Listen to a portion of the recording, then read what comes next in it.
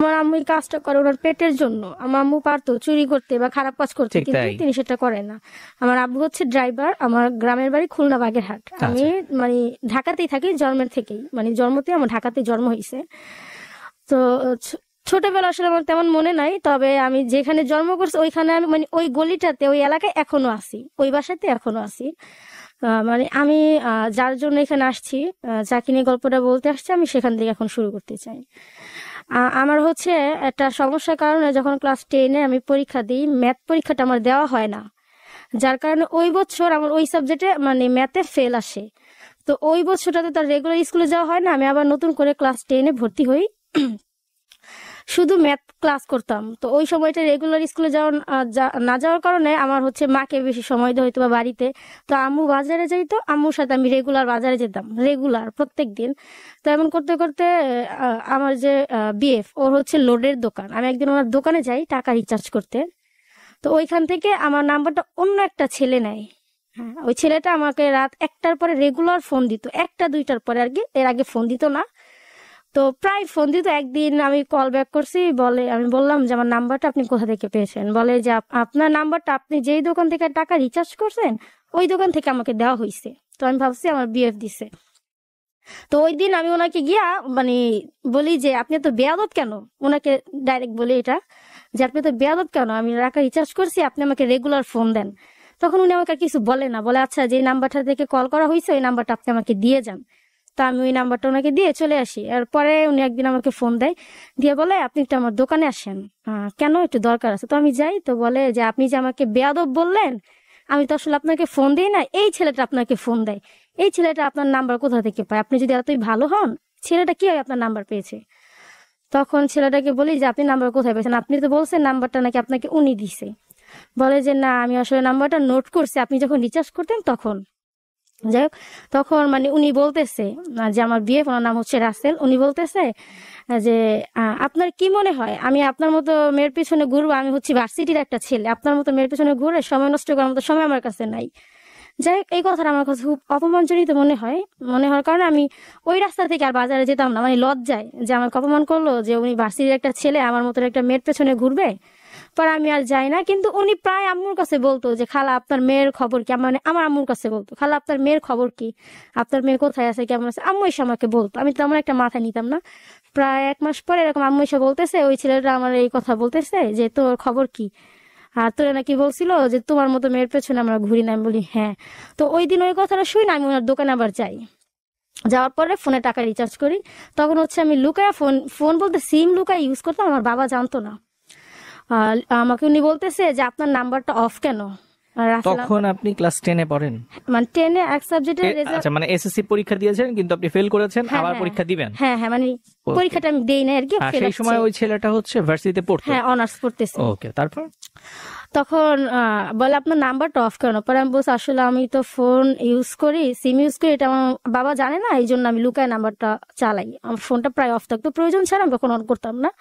তো আমি আমি ওইখান থেকে চলে আসি, গলিতে আসার সাথে সাথে ফোনটা অন করার সাথে সাথে উনি আমাকে ফোন দেয়, মানে এই রাসেল আমার বিএফ, উনি আমাকে ফোন দেয়। যাই হোক, ওনার সাথে কথা হয় এরকম, মানে প্রত্যেক দিন সকাল 11টা থেকে 12টার ভিতরে আমাদের কথা হতো, 11টা থেকে 12টা। কথা বলতে বলতে আসলে কথা বলাটা আমার একটা অভ্যাস হয়ে যায় না। তো উনি 2-1 দিন আমাকে ফোন না দিলে আমি ডিস্টার্ব ফিল করতাম যে ফোন দেয় না কেন। যে কথা বলতে বলতে এরকম আমাদের ভিতরে একটা ভালোবাসার সম্পর্ক তৈরি হয়। তো ওনাকে আমি বলতেছি আসলে আমরা একটু দেখা করি। আমি আসলে ক্লাস যখন 6-এ পড়ি তখন থেকে আমি বোরকা ইউজ করতাম। তো আমি ওনার সাথে দেখা করি। ফার্স্ট যেদিন দেখা করি আমাদের এখানে বুদ্ধিজীবীদের দেখা করি, উনি আমাকে দেখাই বলতেছে একটা ভালো ড্রেস আপ পরে আসতে পারলেন না? আমি বলছি খারাপ কি, আমি তো বোরকা পরে আসছি, এটা আমার অভ্যাস, ক্লাস 6 থেকে আমি বোরকা পরি। তো যাই হোক, আমার মানে মুখ আটকানো ছিল, বলতেছে আপনার মুখটা দেখবো। তখন আমার আনইজি ফিল হচ্ছে। তখন যাই হোক, একটা পর্যায়ে গিয়ে আমি মুখটা দেখি, উনি আমাকে ডাইরেক্ট বলে আসলে আপনাকে আমার না ভালো লাগে নাই। উনি আমাকে ডাইরেক্ট এটা বলে দেয়। আমি বলি ভালো না লাগলে ভালো, সমস্যা কি? বলে আপনার সাথে আমি রিলেশন করব, একটা কথা আছে। হ্যাঁ কি? আমাকে একটা কিস করতে হবে এখানে, মানে ওই পার্কেই বলতেছি উনি আমাকে যে আমাকে একটা কিস করতে হবে। পরে আমি অনেকক্ষণ ভাবনা চিন্তা করে বলি আচ্ছা করবো। তো তখন ওই পার্কে ওইখানে দাঁড়ায় ওনাকে একটা গালে কিস করি আমি ফার্স্ট। তো আসার হ্যাঁ, প্রথম যেদিন দেখা, আচ্ছা, ফার্স্ট দেখায়। মানে কেন আপনি কি তাকে এত ভালোবাসতেন? আপনার মানে এই ব্যাপারটা সে বললো, আপনাকে সে বললো আপনাকে তার ভালো লাগে নাই, হ্যাঁ, আবার পরক্ষণেই আপনাকে বললো যে এরকম একটা কন্ডিশনে, যেটা আসলে একটা মেয়ের জন্য খুব একটা বিব্রত করার একটা বিষয়, তো সেই জিনিসটা আপনি ওই সময় কেন করলেন? মানে কথা বলতে বলতে প্রায় আমরা 6 মাস কথা বলি, বলতে বলতে একটা মায়া তৈরি হয়ে যায়। মানে সে কত অফ করে দিয়ে আমার ভালো লাগতো না, অস্থির অস্থির লাগতো। ওকে, সেই জন্য তখন হ্যাঁ, আমি ফার্স্ট ওনাকে গালে একটা কিস করি ওই পার্কে, মানুষজন ছিল না তো, আমরা সকালে ছিলাম, দেখা করতে গেছিলাম। তো এরকম করতে করতে ওনার সাথে আমার খুব ভালো একটা সম্পর্ক তৈরি হয় 2018 সালে। প্রায় 6 মাস আমাদের রিলেশনটা কন্টিনিউ চলে। তো এরকম উনি একটা অফিসে আমাকে, মানে একটা ব্যবসায়িক প্রতিষ্ঠান, আমি আসলে নাম বলতে চাচ্ছি না, এরকম একটা ইয়াতে আমাকে উনি জয়েন করায় যে আসলে আমরা যদি এখানে জয়েন করেন, আপনি জয়েন করেন, তাহলে আমরা দুইটা মানুষ একসাথে থাকতে পারবো বেশিরভাগ সময়। আমি আপনাকে চিনতে পারবো, আপনি আমাকে চিনতে পারবেন, সময়ও দিতে পারবেন। তো এখানে হচ্ছে টাকা দিয়ে জয়েন হইতে হয়, টাকার বিনিময়ে আমি প্রোডাক্ট নিয়ে আসি 56,000 টাকা। আমার যে বিএফ রাসেল, উনি আমাকে 29,000 টাকা দেয়, মানে হাওলাত হিসেবে, আর আম্মু দেয় বাকিটা, না 26,000 দেয়, আমরা দিই 29,000। তো ওইখানে উনি আমাকে জয়েন করায়। তো ওই অফিসে জয়েন করার থ্রুতে মানে এদিকে ওদিকে মানে গুলশান এখানে ওইখানে প্রোগ্রাম পড়তো আমাদের, এখানে ওইখানে প্রোগ্রামে আমরা যেতাম। তখন ওনার সাথে হচ্ছে মানে আমার সময়টা বেশি পাস হয়, ওই দুইজন একটা অফিসের থ্রুতে একসাথে থাকি। তেমন উনি আমাকে একদিন বলতে, মানে অনেক প্রায় 1 বছর হয়ে যায় কিরকম কথা বলতে বলতে এরকম রিলেশন। তো আমরা যখন গুলশান যাই সবাই হচ্ছে বাসে যায়, উনি আমাকে নিয়ে পার্সোনালি সিএনজি ভাড়া করে যায় পার্সোনালি। ওইখানে যেমন ব্যাড টাচ হয় না, মানে একটা জি, আমাদের বয়সে যা হয় আর কি, কিস টিস হয়, এরকম জড়ায় ধরতেছে, এরকম হচ্ছে। আমি একটা কথা বলতে চাই সবাইকে যে প্লিজ কেউ খারাপ কোনো কমেন্ট করবেন না, কারণ জি, আমার তো জীবন, মানে ভোগটা আমি করতেছি। true, তো এরকম খারাপ টাচ হয় আমাদের ভিতরে, উনি আমাকে জড়ায় ধরে সিএনজিতে শুধু কিস, এইটা নিয়ে আমাদের জি, অফিসে অনেক কথা হয় যে আসলে আমরা যাই বাসে, তুমি সময় ডিস্ট্রিবিউটার, তখন ওনাকে আর কি আমরা আপলাইন বলতাম, আমার আপলাইন ছিল যে ডিস্ট্রিবিউটারকে নিয়ে কেন সিএনজিতে যাও। তখন উনি বলে আমার বাসে যাওয়ার অভ্যাস নাই। আর আমার বয়ফ্রেন্ডের হচ্ছে আর্থিক অবস্থা খুব ভালো ছিল, সত্যি কথা বলতে খুবই ভালো ছিল। অনার্স পড়তেছিল তখন, এখন হচ্ছে মাস্টার্স পড়তেছে। এরকম আমাদের অনেক ভালো একটা গভীর রিলেশন, বলতে সেরকম কোনো গভীর রিলেশন না, হচ্ছে কিস টিস হ্যাঁ, জড়ায় ধরা, হ্যাঁ, এই পর্যন্ত আমাদের রিলেশন। তো একদিন উনি আমাকে বলতেছে যে আসলে আমাদের বাসায় আসলে একটু ভালো হইতো, মানে কাজের একটা অফিসিয়ালি কাজের জন্য। আমি বলছি বাসায় কি বাবা মা কেউ আছে? বলছেন না। আমি বলছি আচ্ছা আমি আসতেছি। মানে তখন তো ভালোবাসতাম, আমিও চাইতাম যে একটু কাছে যাই, একটু জড়ায় ধরে, এটা আমিও চাইতাম। তো নর্মাল টিনসের বাড়িগুলো যেরকম হয় না, ওইরকম বাড়ি। তো উনি আমাকে বাসায় যেতে বললে আমি ওনার বাসায় যাই। ওটা হচ্ছে রাস্তার সোজা ওনাদের বাড়িওয়ালার ঘর। উনি পানি নেওয়ার বাহানা করে ওই বাড়িওয়ালার ঘরের সামনে গিয়ে দাঁড়ায়, আমি ওই ফাঁকে ওনার রুমে ঢুকি। এরকম 2 দিন আমি ওনার বাসায় যাই, তবে তার সাথে আমার কিছু হয় না, যেটা সত্যি আমি জাস্ট জড়ায় ধরে কিস এতটুকুই হয়েছে। তো এরকম একদিন অফিসের একটা ছেলে আর কি আমার কোমরে টাচ করে, আমাদের অফিসের একটা ছেলে। এটা হচ্ছে আমার কোনো অসুবিধা হলে মানে আমার আপলাইন হিসেবে ওনাকে আমার জানানো দরকার। তখন আমি বলি স্যার এরকম এরকম একটা ব্যাপার হয়েছে। পরে বলে আমাকে, উনি বলতেছে এটা কিন্তু প্রমাণ দিতে হবে, প্রমাণ না দিতে পারলে তোর সমস্যা হবে, উনি আমাকে বলতেছে। তো অফিসে যাই, আমাদের সিনিয়র স্যার আছে, সিনিয়র, উনি আমাদের সিনিয়র স্যারের সামনে জুতা নিয়ে আইসা টেবিলের নিচে রাখে, যে মিথ্যা কে বলে তার জুতা দেওয়াই দিন, যদি তুই বলস তোর দিম, আমি স্যারটার মানি না, যেটা অন্যায় সেটা অন্যায়। তখন আমার বলে বল ও কি তোর সাথে এরকম কোমরে টাচ করছে? পরে আমি বলি যে হ্যাঁ। ওইখানে আমি হ্যাঁ বলি, বইলা বাইরে চলে আসি। এরকম একটা রুমের ভিতর বসে আছি, অন্য স্যারদের সাথে কথা বলতে, একটা স্যার ছিল লিটন স্যার, ওনার সাথে কথা বলতেছি। তখন উনি আমাকে আইসা বলে সত্যি করে বলতো ও কি সত্যি তোর কোমরে টাচ করছে, মানে আলাদাভাবে বলতেছে আমরা 3 জন। তখন আমি মাথাটা নিচে করে হাইসা দিছি। হাইসা দেওয়ার পরে উনি পেছন থেকে আমাকে একটা লাথি দিছে, মানে আমার পেছনে লাথি দেওয়ার পরে আর কি আমি একটু পরি বলতে কি একটু সরে যাই এখান থেকে।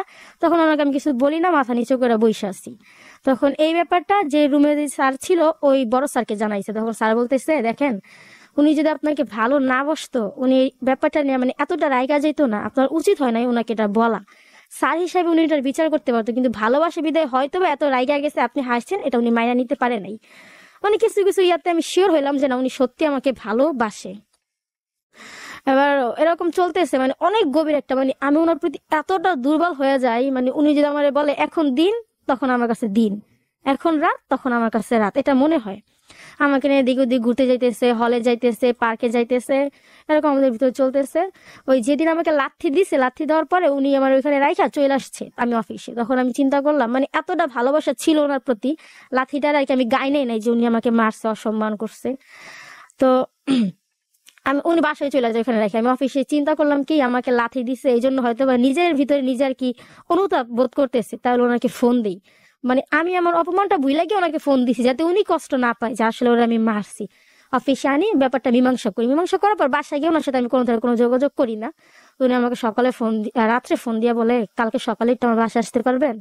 তখন আমি বলছি যে না, আমি বাসায় যাব না। মানে আমার ভিতরে তখন এই কষ্টটা কাজ করতেছিল যে আমাকে লাথি দিল, আমি বাসায় যাওয়ার পর অনেক জোর করতেছে, বলে এই শেষবার আপনি আমার বাসায় একটু আসেন প্লিজ। অনেক বোঝানোর পরে আমি বলছি আচ্ছা আমি বাসায় যাব, বাট আমাদের ভিতরে কিছু হবে না। কিন্তু এর আগে যখন 2বার গেছিলাম তখন আমাদের ভিতরে তেমন কিছু হয় নাই। বলে আচ্ছা হবে না। তখন আমি ওনার বাসায় যাই সকালবেলা, উনি আমাকে ওনার বাসায় নেয়। ওনার বাবা মা বরিশাল ছিল। তখন একটা পর্যায়ে মানে যাওয়ার পরে ওনার সাথে আমার একটা গভীর সম্পর্ক হয়ে যায়, আসলে হাজবেন্ড ওয়াইফের যে সম্পর্কটা এরকম একটা সম্পর্ক হয়ে যায়। তো তখন শেষে যখন আমি বাসায় চলে আসবো তখন আমি আর কি কান্না করে দিছি যে আমি চিন্তা করলাম কি একটা ভুল করে ফেললাম, আবেগের বশবর্তী হয়ে এই জিনিসটা আমি চিন্তা করছি। তখন উনি আমার মাথায় দেওয়া বলতেছে যে তুই চিন্তা, মানে আমাকে তুই করে বলতো না, হ্যাঁ তুই করে বলতো, তুই চিন্তা করিস না, তুই 3টা বছর আমার অপেক্ষা কর, যত যাই হয়ে যাক আল্লাহর কসম আমি তোকে বিয়ে করব। মানে আমাকে এই প্রতিশ্রুতিটা দেয়। মানে অনেক বুঝাইছে কান্না করিস না, তুই যদি কান্না করস নিজের কাছে আর কি আমার নিজের অপরাধী মনে হয়, এভাবে তুই কান্না করিস না। যখন বাসায় চলে আসি তারপর অফিসের বাইরে উনি আমাকে প্রায় বুঝাই দেখো আমি সত্যি, মানে উনি মসজিদের সামনে দাঁড়ায় শপথ কাটে যে আমি সত্যি তোমার বিয়ে করব, কিন্তু আমার কথা হচ্ছে 3 বছর অপেক্ষা করবো, আমরা 21 সালে বিয়ে করবো, এর আগে আমি বিয়ে করতে পারবো না। তারপর এরকম উনি যখন আমার প্রতিশ্রুতি দিল আমি চিন্তা করলাম যাক একটা ভুল করে ফেলছে, উনি যদি আমার বিয়ে করে ওনার সাথে তো এরকম সম্পর্কে জড়াইতে আমার কোনো সমস্যা নাই। তখন কন্টিনিউয়াসলি ওনার সাথে আমার এরকম সম্পর্কটা হইতেই থাকে। উনি বাসা খালি হলে আমাকে ডাকে, আমি যাই, যেটা সত্যি কথা। মানে এর ভিতরে আমার আম্মু জানে আমি যে রিলেশনে আছি, আম্মু নিষেধ করছে তোমার বাবা কোনোদিন মাইনা নিব না, এটা কইরো না। মানে আম্মু আমাদের শারীরিক সম্পর্ক কথাটা জানে না। এরকম ফিজিক্যাল রিলেশন ওর সাথে আমার হইতেছে, এরকম যাতায়াত হচ্ছে ওনার বাসায়। পরে কি হলো? আমি যতটুকু জানি আমাদের দেশ হচ্ছে 99% ছেলেরা বিয়ের আগে হচ্ছে এরকম একটা সম্পর্ক হলে তার থেকে সরে যায়। কিন্তু আমি দেখতেছি যে আমার যে বিএফ রাসেল, ওর সাথে যখন আমার এরকম একটা সম্পর্ক হয় ও তখন আমার প্রতি আরো বেশি দুর্বল হয়ে যায়। আমাকে বলে যে আমি এই কাজটা করছি, আমি আল্লাহর কাছে কি জবাব দিব। আমাদের অফিসে একটা স্যার ছিল, আমি আসলে নামটা বলতেছি না, উনি সব জানতো, উনি আমার কাছে বলতো, উনি আর কি আমার কাছে সরাসরি বলতো না, আমার বিএফ ওনার কাছে বলতো, বলে যে আসলে রাসেল তো আপনাকে নিয়ে খুব চিন্তিত, উনি বলতেছে যে এরকম একটা কিছু করছি, আমি আল্লাহর কাছে কি জবাব দিব, একটা মেয়ের জীবন আমি নষ্ট করছি, আচ্ছা যত যাই হোক আমি বিয়েটা ওকেই করব। এগুলা আমার বিয়ে ওই স্যারটার কাছে বলতো, উনি আমাকে বলতো। যাই হোক এরকম 2019 সালের জুন মাসের 17 তারিখে আমি ওনাদের রুমে যাই। আমি যখন ওনাদের রুমে যাই তখন ওনার বাড়িওয়ালা মানে যে মহিলাটা আমাকে দেখে ফেলে, আমার ওনার চোখে চোখ পড়ে যায় আমার। তখন আমার বোঝা উচিত ছিল, কিন্তু আমি রুমে ঢুকে যাই, আমি বুঝতে পারি উনি আমাকে দেখছে, কিন্তু আমি ব্যাপারটাকে তেমন একটা গ্রাহ্য করি নাই। যাই হোক তখন প্রায় 1 ঘন্টা পর যখন আমি রুম থেকে বের হব তখন উনি উনি তো আগে বের হয়, বের হয়ে আগে দেখে আশেপাশটা, দেখে আমাকে রুম থেকে বের করে। তো উনি দেখতেছে কি ওনারা দরজার সামনে দাঁড়ায় আছে। তো উনি রুমে যা বলতেছে ওনারা মনে হয় কিছু বুঝছে, এই জন্য ওনারা দরজার সামনে দাঁড়ায় আছে, ওনারা তো কখনো বাইরে দাঁড়ায় থাকে না এরকম ভাবে। প্রায় 3-4 ঘন্টা আমাদের জন্য ওই রুমে ছিলাম আটকা আর কি, ওনাদের ভয় বের হইতে পারি নাই। যাই হোক একটা পর্যায়ে অনেক কষ্টে অনেক কষ্টে ওনারা সরে যায়, আমি বের হই। আমি প্রায় রুম থেকে বের হইয়া প্রায় 3 থেকে 4 মিনিটের রাস্তা চলে গেছি। তো ওইখান 3 থেকে 4 মিনিটের রাস্তা যাওয়ার পরে না ওই বাইরে আমার পিছন থেকে ডাক দিচ্ছে, এই মেয়ে শুনো, হ্যাঁ আমাদের বাসার থেকে তুমি বের হয়ে কোথায় যাচ্ছ, কার বাসায় গেছো। তখন যদি আমি বলতাম যে আসলে আপনাদের বাসায় যাই নাই, তখন উনি আমাকে মানে করতে পারতো না। কিন্তু আমার একটা পাগলামি হয়ে যায়, বলে আমাদের বাসায় চলো, আমি সাথে সাথে ওনার বাসায় চলে যাই, আমার পাগলামি হয়ে যায়। আসলে এতটা দূরে চলে গেছিলাম বাসা থেকে, কেউ বুঝতো না যে আমি ওই বাসা থেকে বের হইছি। তো আমি ওনাদের বাসায় চলে যাই, আমাকে নিয়ে আটকাইছে, বলে রাসেলের সাথে তোমার কি সম্পর্ক। তখন আমি বইলা দিই যে এখন যদি আমি না বলি একটা সিক্রেট হয়ে যাবে এখানে। রুমের ভিতরে 2-3টা ওনার 2টা মেয়ে ছিল আর উনি ছিল, আর বাইরে কেউ ছিল না। তো আমার বিএফ এটা বুঝতে পারে, বুঝতে পারার পরে উনি ঘর তালা মেরা চলে যায়, ওনারা কেউ ধরে নাই। আমার এই ঘরের ভিতরে বলতেছে এরকম এরকম, পরে বলতেছে তোমার বাবা মার নাম বলো, তুমি কই থাকো। এখন আমি আসলে আমার বাবার খুব ভালোবাসি, আমার বাবা খুব মাটির একটা মানুষ, আসলে আমার কোনো ভাই বোন নাই, তো আমি একা, এই জন্য হয়তো এত ভালোবাসে আমার বাবা আমাকে। আমার বাবার নামটা আমি আর ভয়ে বলি না, যেহেতু আমার বাবা মা নতুন বিয়ে করে আসে যেই এলাকায় রুম নিছে ওই বাসাতে এখনো আছে। তা আমার জন্ম হয়েছে ওইখানে, আমি আর বলি না যে মান সম্মানটা কোথায় চলে যাবো, আমি বলি যে আমি নারায়ণগঞ্জে থাকি, এখানে বেড়াইতে আসছি, ওনার সাথে আমার এরকম এরকম রিলেশন, উনি আমাকে বাসায় ডাকছে, আমি বাসায় আসছি। বলে যে তুমি কি এর আগে আমাদের বাসায় আসছো? তখন আমি বলি যে না আমি আসি নাই। তখন ওইখানে আমাকে আটকানো হয়েছে বলতে আমার সাথে খারাপ ব্যবহার করে না, আমার বলতেছে তোমার মা বা ফ্যামিলি কেউ আসলে তোমাকে যেতে দেওয়া হবে না। তো একটা পর্যায়ে অনেক কষ্ট, আমি আসলে আমার মারে আনি না, আমি অন্য একটা আন্টিকে আর কি ম্যানেজ করে আনি। তখন আর কি আসলে আমি মহিলাটার পা ধরে কান্না করে দিছি যে আসলে বাহিরের কাউরে জানেন না, কারণ উনি তো জানে না যে আমি এই এলাকারই মেয়ে, যেহেতু বোরকা পরে চলাফেরা করতাম, পা ধরে কান্না করে দিই, বাহিরের কাউকে জানেন না। তখন উনি আমাকে বলতেছে আর কি, আমি যে আন্টিটাকে নিয়ে আসি আন্টির সামনে, যে দেখো তোমরা এমন একটা কাজ করছো, তুমি যদি চাও ওই ছেলেটারে এখন বিয়ে করবা, আমরা তোমাদের বিয়েটা করাই দিতে পারবো।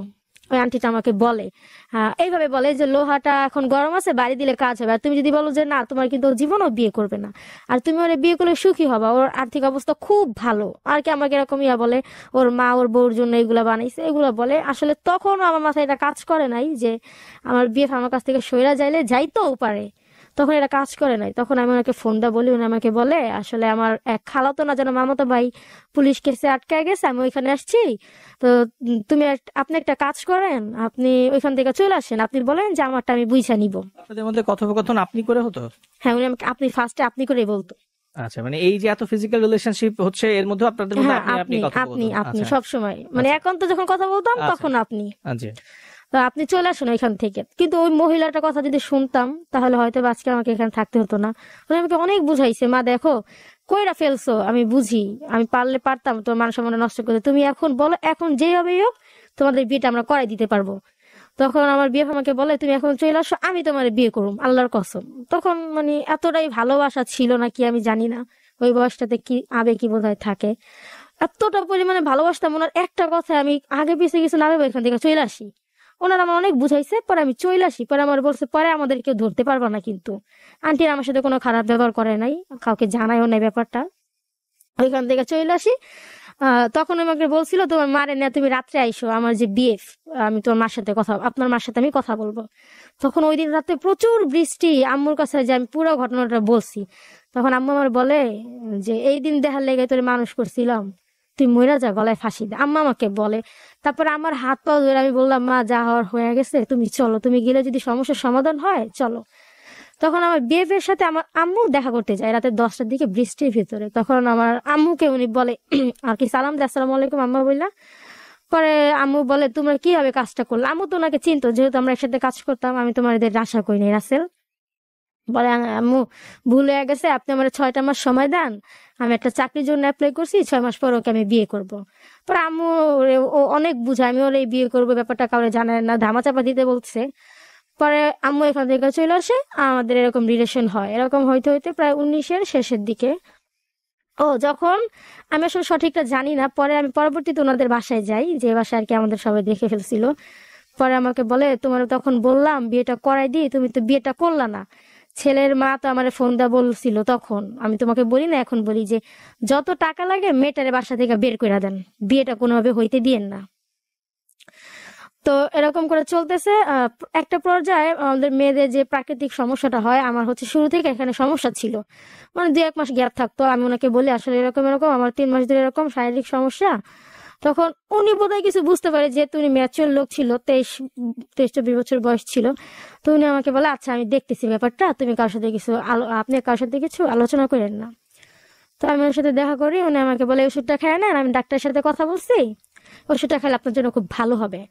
তো আমার কোনো ওষুধটা দিয়ে দেয়, ওই দিন আমার কোনো প্রবলেম হয় নাই, ওষুধটা আমি খাইনি। পরের দিন সকালে আমি হচ্ছে গান শুনতেছি বক্সে, আর ঘরের কাজ করতেছি, আমাদের খাটের পাশে দাঁড়ায় কি যেন করতেছিলাম।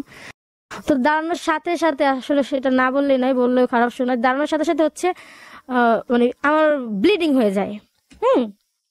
তখন হয়তো আমি বুঝতে পারি, তখন তো বুঝতাম, তখন আল্লাহর রহমতে ভালোই পড়ে, তখন আমি বুঝতে পারি। তখন আমি ওনাকে বলি আপনি কি আসলে ব্যাপারটা বুঝতে পারছিলেন যে আমি কনসিভ করছিলাম বা এমন কিছু? বলে হ্যাঁ আমি বুঝতে পারছিলাম, আমি ডাক্তারের সাথে কথা বলছি, ডাক্তারই আমাকে বলছে হয়তো বা কনসিভ করছে, এই জন্য আমি ডাক্তারের পরামর্শ আপনাকে ওষুধটা দিছি, আমি খাইছি, যাই হোক। পরে বলে আচ্ছা, তখন উনি আমাকে বলে না যে আমি তোমাকে বিয়ে করব না বা এইটা ওইটা, ওনার সাথে আমার খুব ভালো একটা সম্পর্ক যাইতেছে। প্রায় একটা পর্যায়ে এখন উনি আমাকে মানে বিয়ে করতে অস্বীকার করতেছে, প্রায় 1.5 থেকে 2 বছর পরে। উনি আমাকে বিয়ে করতে অস্বীকার করতেছে। তখন আমি ব্যাপারটা আসলে অনেকে যাই না গেছে, হয় না একজনের কান থেকে আরেকজন শুনলে 10 জন, 10 জনের কাছ থেকে 20 জন, আশেপাশে সবাই প্রায় বলা বলি করতেছে। তখন আমি চিন্তা করলাম যে এতদিন তো ব্যাপারটা গোপন ছিল, এখন সবাই জেনে গেছে, এখন আমি কি করব। তখন আমি আমাদের এলাকার যে কমিশনার, ওনার ভাইয়ের কাছে গেলাম, মানে কি এলাকার কমিশনার হয় না সিটি কর্পোরেশন এরকম, ওনাকে আমি বললাম যে এরকম এরকম, এরা বইলাম, ওনার ওনার পা ধরলাম, আবার আমি পা ধরে কান্না করে দিলাম যে আপনি যেভাবে হোক আমাদের বিয়েটা করায় দেন, আমি ওকে ছাড়া থাকতে পারবো না। মানে তখন আমার মাথায় এই মেন্টালিটিটা কাজ করে না যে আমার লাইফটা নষ্ট হয়ে গেছে। তখনও মানে আমার মাথায় কথা একটাই, আমার ওর এই দরকার মানুষ হিসেবে। বিয়ে করলে কি হবে না করলে কি হবে সেটা আমি জানি না, মানে ভালোবাসার দিক থেকে এতটা পরিমাণ ওনাকে আমি চাইতাম। তখন উনি আমাকে বলে, দেখো ও যদি বিয়ে না করে, জোর করতে বিয়ে দেওয়া যায় না, আমি তোমাকে একটা কাজ করি, আমি তোমাকে ওরে আইনা 5 লাখ টাকা নিয়ে দিই তোমার জীবনের ক্ষতিপূরণ। তো আমি যদি ওকে ভালো না বাসতাম, আমি বলতাম যে আসলে তাহলে আমার 5 লাখ টাকা দিয়ে দেন, আমি হয়তো ওই 5 লাখ টাকা নাড়াচাড়া করে আমার ভবিষ্যৎটা কাটিয়ে দিতে পারতাম। তখন ওনাকে আমি এটা বলি, তখন আমি বলি যে আমার 5 লাখ কেন, আমাকে 10 লাখ টাকা দিলে আমার টাকার কোনো প্রয়োজন নেই, আমার ওনারই দরকার। আসলে আমি ওনার সাথে খুব জড়ায় গেছি। পরে যাই হোক, ওইখান থেকে ওর বাবা মারে ফোন দেওয়া হয়, আমাদের কমিশনের অফিস থেকে ফোন দিয়ে ডাকা হয়। তখন ওনারা বলে যে আমার ছেলে তো দেশে গেছে, তখন আবার আমার বিএফ দেশে, আমার ছেলে তো দেশে গেছে, দেশ থেকে আসলে আমরা ওর সাথে ওরে বিয়ে করাই দিব, এতটুকু বলে সান্ত্বনা দেয়। যাই হোক, ওনারা এটা বলে। পরে আমার কমিশনার অফিস থেকে বলতেছে, আচ্ছা তুমি কয়েকদিন অপেক্ষা করো, দেখো কি হয়। তো এর ভিতরে আমার বয়ফ্রেন্ড আমাকে বলতেছে এরকম এরকম বিচার দেওয়া কি ঠিক হইছে। তখন আমি বললাম, আপনি আমাকে বিয়ে করতে অস্বীকার কেন করছেন? আপনি তো আমার প্রতিশ্রুতি দিয়েছেন, বা আমি চিন্তা করছি যে একজনের সাথে যা হয়েছে বাকি জীবন আপনার সাথে কাটাবো, এই জন্য আপনার সাথে আমি আরো বেশি জড়াইছি, আরেকজনের কাছে না গিয়া।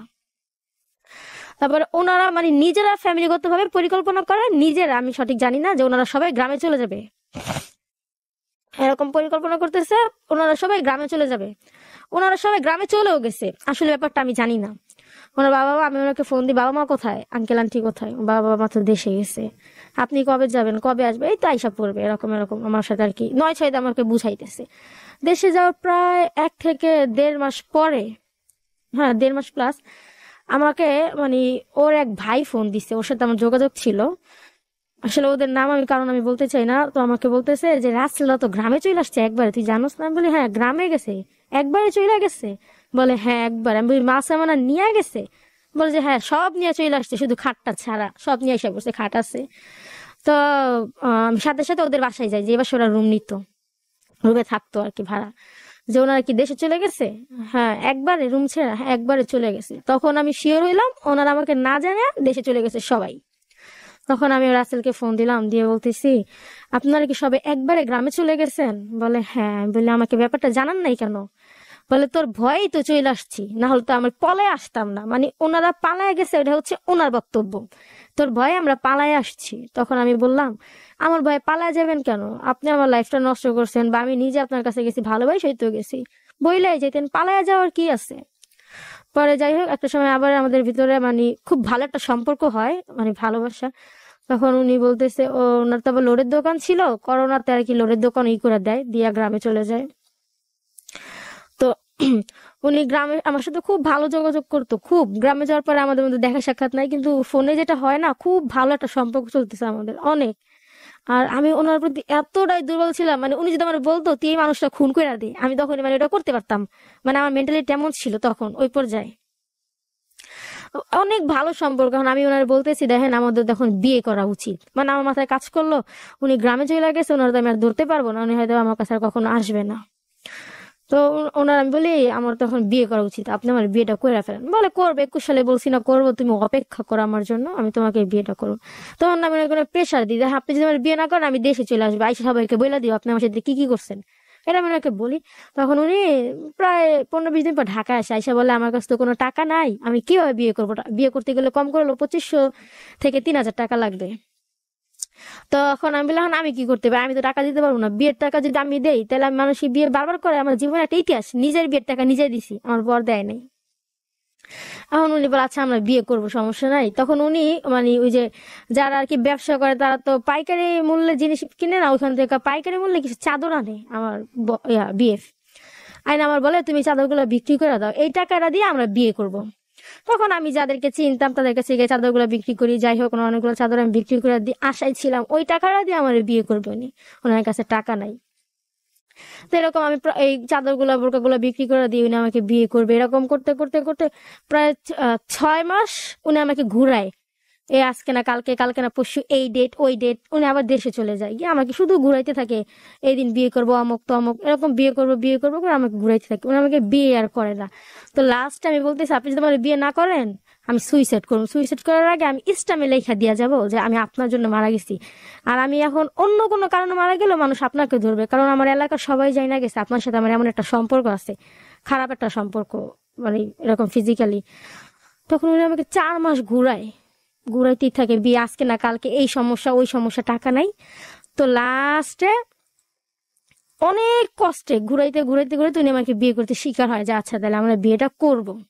কবে? এই দিন, অমুক দিন, অমুক 24 তারিখে সেপ্টেম্বর 2020 সালে সেপ্টেম্বরের 23 তারিখে উনি লঞ্চে উঠছে, কিন্তু আমাকে বলে না আমি লঞ্চে উঠছে। আমি ওনার ভাইকে ফোন দেই, দিয়া বলি আচ্ছা রাসেল কি দেশে? বলে না, রাসেল তো ঢাকা যাওয়ার জন্য রওনা দিছে। অনেক ঝড় ওই দিন, মানে নদীর পানি আর কি বাইরে গেছে। পরে আমাকে উনি বলে না, আমার শুধু বলে প্রস্তুতি নিয়ে রেখেন, যে কোনো দিন বিয়ে করতে পারবো 4-5 দিনের ভিতরে। তো উনি ঢাকায় আসে, আইসা 25 তারিখে, সেপ্টেম্বরের 25 তারিখে আমরা বিয়েটা করি 2020 সালে। কিন্তু এর আগের দিন 2020 সালের সেপ্টেম্বরের 24 তারিখে ওনার সাথে আমার আবার ফিজিক্যাল রিলেশন হয়। 24 তারিখে ফিজিক্যাল রিলেশন হয়, 25 তারিখে শুক্রবার দিন 12টার দিকে, বেলা 12টার দিকে আমরা বিয়েটা করি। কিন্তু এখানে যেটা না বললেই নয়, মানে বিয়ের সময় ওনার কোনো সাক্ষী ছিল না, আমারই 3টা সাক্ষী ছিল, 3টা ছেলে ফ্রেন্ড ছিল। তখন উনি আমাকে কিছু বলে নাই, ওনার কোনো সাক্ষী ছিল না। যাই হোক, উনি পরিচিত হয়ে নিল, সাক্ষীদেরকে বললো যে আপনি বলবেন আপনি আমার এরকম ভাই, ওইরকম ভাই, মানে বানায় নিল আর কি, আত্মীয়। তো ওনার বিয়ে করার আগে উনি আমাকে একটা শর্ত দেয়। শর্তটা হচ্ছে, আপনি বিয়ের 1.5 বছরের ভিতরে আমার আর আপনার বিয়ের সম্পর্কটা কাউকে জানাইতে পারবেন না। যদি আমার ফ্যামিলি জানে তাহলে আপনাকে আমি ডিভোর্স দিয়ে দিব। উনি আমাকে এই শর্তটা দেয়। তখন আমি চিন্তা করলাম যে বিয়ে হয়ে গেলে কি ডিভোর্স দেওয়াটা এত সোজা, সবাই যায় না গেলে? আচ্ছা ঠিক আছে, আমি আপনার শর্তে রাজি। আমি একটা স্বীকৃতি দিই যে হ্যাঁ আমি রাজি আপনার শর্তে। তখন আমাকে শর্তটা দেওয়ার পর উনি আরো একটা ইয়ে করে যে বিয়েতে 20,000 টাকা কাবিন। তখন আমি বললাম যে আমাকে না সংসার করবে, কোটি টাকা দিলেও করবে, 1 টাকা দিলেও করবে, কাবিনের কি আছে? আচ্ছা ঠিক আছে আমি রাজি আছি, আমি রাজি হই 20,000 টাকা কাবিনেই। কাজীর কাছে গিয়ে যখন বলো, কাজী চাইতে গেলো যে 20,000 টাকা কাবিনের কোনো ইয়ে আছে নাকি? কাজী উল্টাপাল্টা কথা বলতেছে যে তোমার তো নিয়ত ভালো না, তুমি মেয়েটার সাথে আজকে এরকম করে কালকে মেয়েটারে ছাইড়া দিবা, তোমার নিজের স্বার্থ উসিল হইলে, মানে কাজী এগুলো বলতেছে 20,000 কোনো কাবিন নাই, তুমি ছেলে ভালো না, ছেলে বাটপার, এরকম করতেছে হ্যান ত্যান। তখন কাজী আমার বলতেছে তোমার মুখটা দেখাও তো, আমি তো মানে বোরকা পড়তাম ক্লাস 6 থেকে, আগেই বলছি। তখন আমি মুখটা দেখি, কয় এই মেয়ে যদি রিক্সার কাছে বিয়ে করে তাও তো কম করে হলো এই মেয়েটার 5 লাখ টাকা কাবিন দিব, তো দেখতে খারাপ না, পড়াশোনা করতেছে, 20,000 টাকা কোনো কাবিন হবে না। প্রায় একটা পর্যায়ে মানে কাজের জোরাজোরিতে 50,000 টাকা এসে কাবিন দিতে উনি বাধ্য হয়েছে, কিন্তু বিয়েটা উনি নিজের ইচ্ছেতেই করে বাধ্য হয়েছে। যাই হোক, ওই দিন আর আমাদের হয় নাই, মানে আমাদের ভিতরে কোনো কথা হয় নাই। উনি আমাকে একটা নাকফুল কিনা দেয়, শুধু নাকফুলটা বাসের ভিতরে আমার ভিতরে বসে আমার নাকে পরায় দেয়। পরায় দিয়া উনি আমার সাথে কোনো কথা বলেন না, আমি ওনার সাথে কোনো কথা বলি না। খাওয়া দাওয়া করলাম আমরা সবাই, ওই 3টা সাক্ষী, আমি আর আমার হাজবেন্ড খাওয়া দাওয়া করলাম। খাওয়া দাওয়া করলে সবাই সবার মতো চলে গেলাম আমরা, উনি ওনার মতো আমি আমার মতো। ওই 25 তারিখে আমাদের আর কোনো কথা হয় নাই। 25 তারিখে উনি ঢাকা থেকে বরিশাল চলে যায় আমার বিয়ে করে রেখে। 26 তারিখে 4টার সময় উনি আমাকে একটা ফোন দিছে বরিশাল গিয়া। হ্যাঁ, খুব ভালোভাবে আমার সাথে কথা বলতেছে, অনেক ভালোবাসে, মধুর ভাষায় কথা বলতেছে, তুমি খাইছো? কয় যাক আমরা তো স্বামী স্ত্রী হইলাম, আচ্ছা বিয়েটা যেভাবে হয়ে গেছে, অন্য একটা মেয়েরও বিয়ে করলে করতেই তো, তোমার এই বিয়েটা করলাম, তাহলে একটা কাজ করো, তুমি কোনদিন আমার ছাড়ো না, আমিও তোমার ছাড়বো না, কিন্তু আমার কথা একটাই, 1.5 বছরের ভিতরে কারো জানাইবো না, 1.5 বছর আমি সবকিছু ওকে করে তোমার না সংসার করব। তো বিয়ের আগে উনি যখন আমাকে আমি যখন ওনাকে বিয়ে করতে বলি বিয়ের আগে, তখন আমার বলে আসলে আমি তো কিছু করি না, আমি কি খাওয়াবো তোমার বিয়ে কইরা। তখন যেটা সত্যি কথা, আসলে আমি পাতাম এখানে কথাটা লুকাইতে, তবে একজনের কাছে আমরা সবাই ধরা, উপরওয়ালার কাছে। তখন ওনাকে আমি বলি আপনি আমাকে বিয়ে করেন, আপনার যদি ব্যবসা করতে কোনো টাকা পয়সার প্রয়োজন হয় সেটা আমার ফ্যামিলি থেকে বা আমি দিব, সেটা আমি ওনাকে বলি। উনি হয়তো বা কোন একটা পর্যায়ে গিয়া এই আশায় আমাকে বিয়েটা করছে। তো বিয়ের পরে আমার সাথে খুব ভালো, বিয়ের 3-4 দিন পরে আমার আম্মারে আমি কথাটা জানাইছি, অন্য একটা পাশে ডাইকা নিয়ে, আমি তো আসলে রাসেলের বিয়েটা করে ফেলছি, এখন কেমনে কি হয়, এখন আম্মু আর বিশ্বাস করে না। পরে কাবিনের কাগজটা আম্মুর দেখাইছি না, আম্মু মাথায় হাত দিয়া বুকে হাত দিয়া বইসা পড়ছে, ওইখানে আমার আর কিছু বলে নাই।